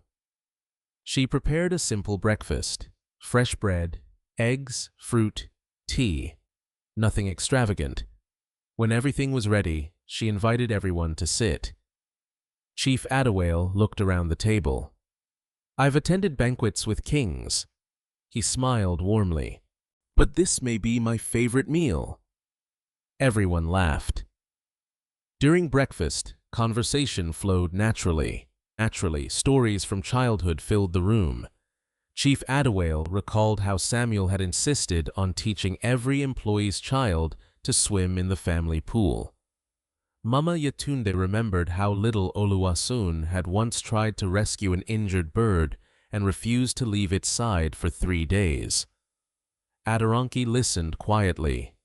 Each story revealed another piece of the family she had unknowingly entered. After breakfast, Oluwaseun stood. "I've made a decision." Everyone looked toward him. He glanced at the trust documents resting on the table. The Balogun Family Trust shouldn't simply reopen. Chief Adewale raised an eyebrow. "What do you propose?" Oluwaseun smiled. "I want to expand it." "How?" He turned toward his mother. "You spent 18 years helping people quietly." She nodded. "Now, let's help even more." He began outlining his vision: scholarships for children from low-income families, emergency medical funds for widows and elderly citizens, vocational training for young adults, housing assistance for workers facing unexpected hardship, interest-free loans for honest small businesses, support centers for abandoned senior citizens. The list continued growing.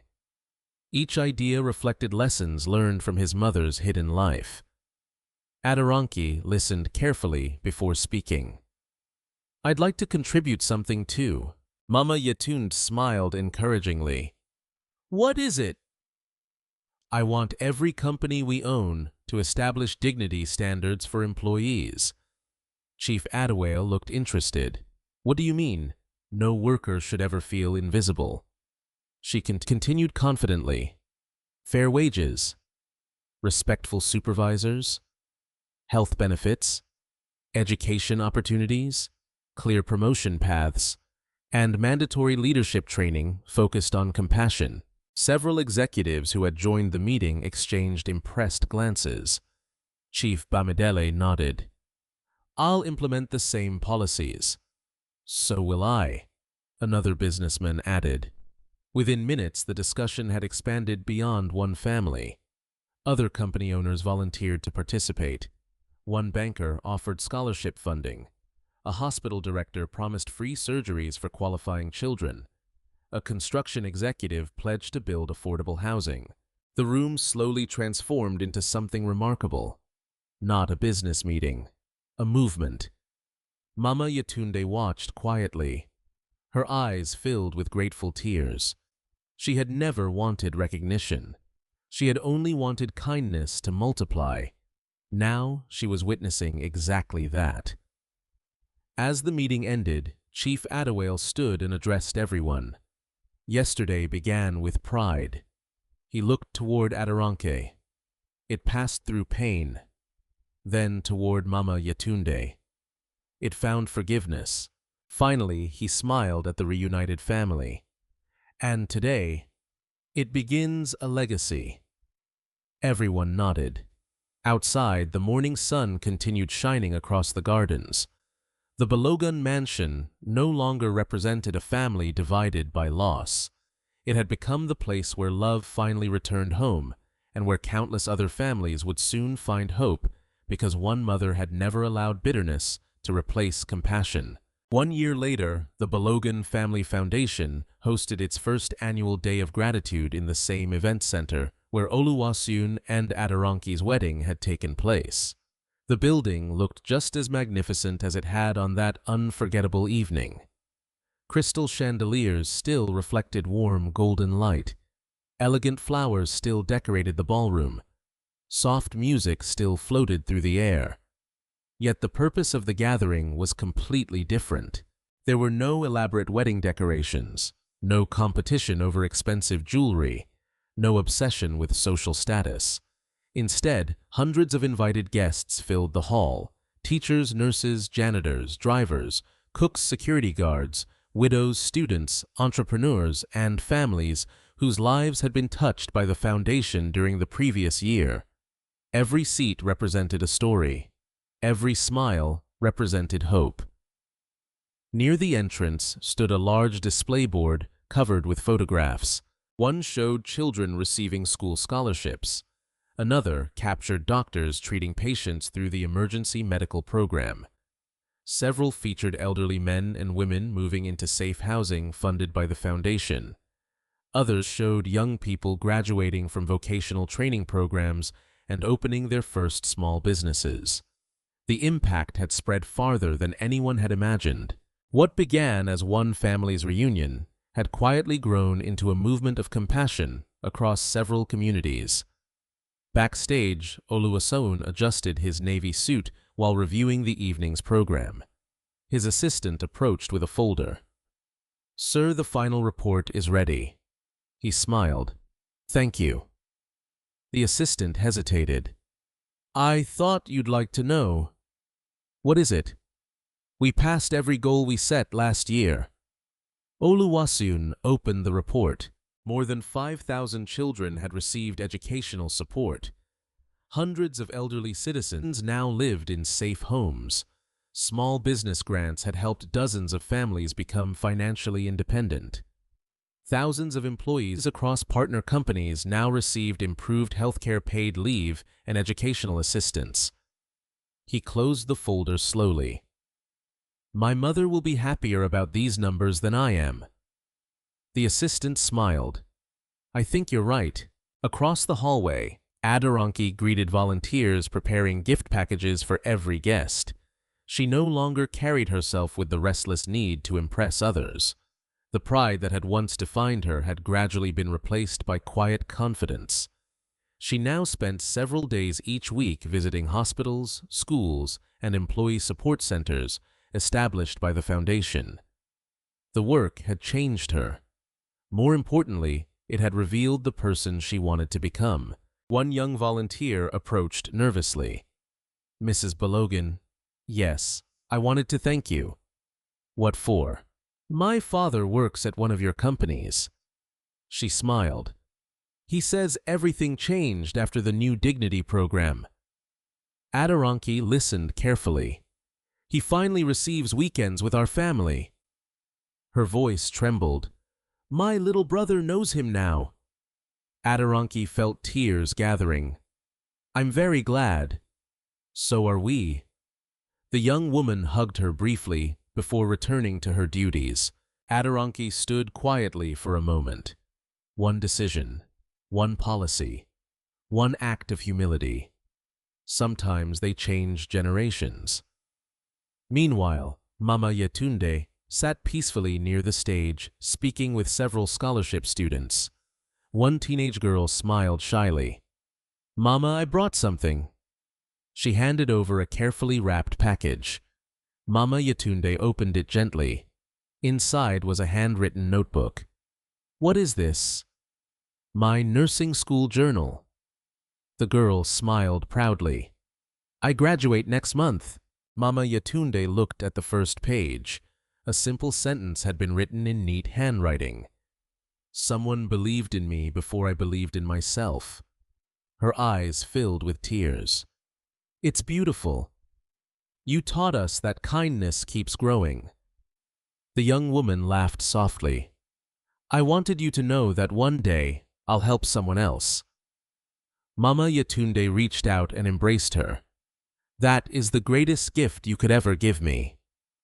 Soon afterward, the ceremony began. Chief Adewale stepped to the podium first. 1 year had added more gray to his hair, but also greater peace to his face.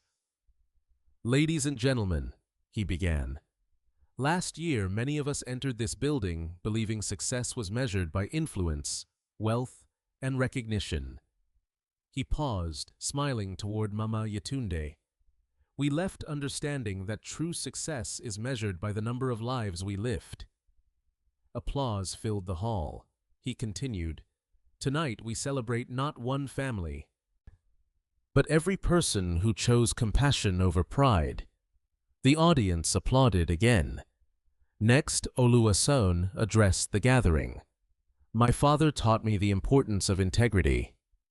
He looked toward his mother.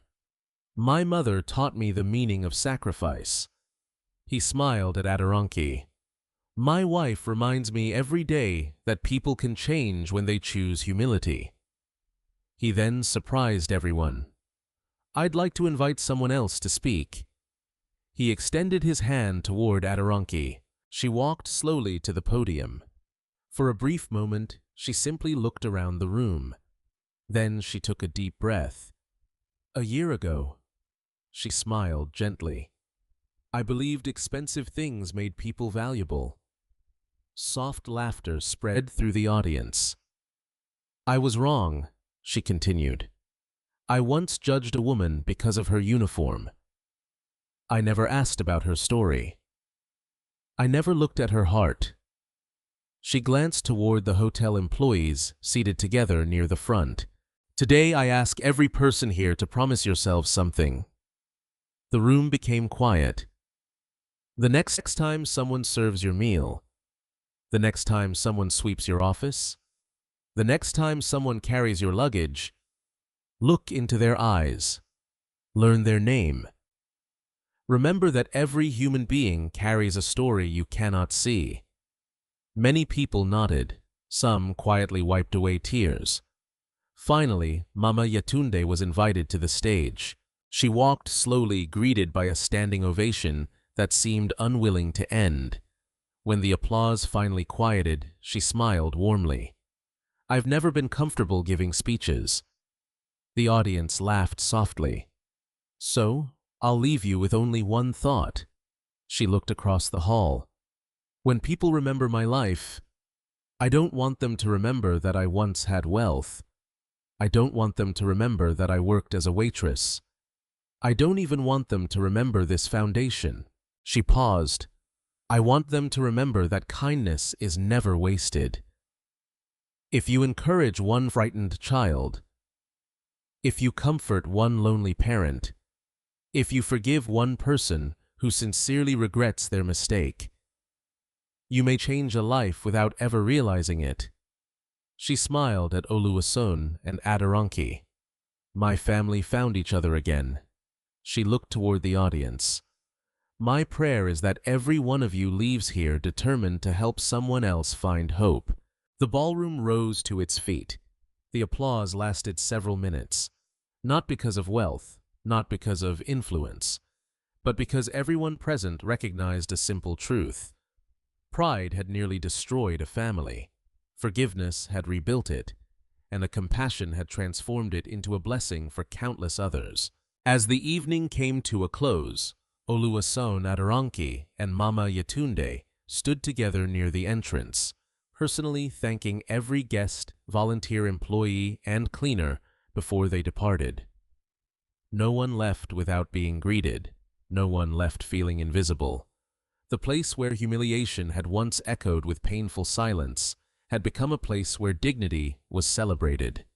The wedding that began with a slap had ended by inspiring thousands of acts of kindness. The greatest inheritance Samuel Balogan left behind had never been his companies or his fortune.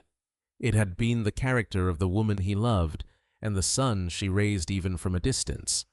Together, they proved that wealth can build impressive buildings, but only compassion can build a legacy that outlives generations. Life has a quiet way of revealing what truly matters.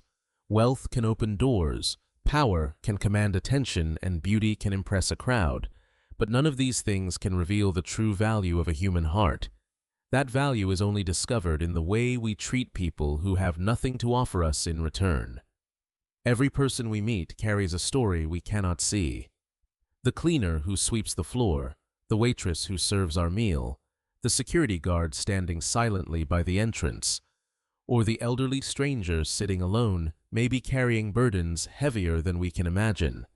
A single word of kindness can become hope for someone who is losing the strength to continue.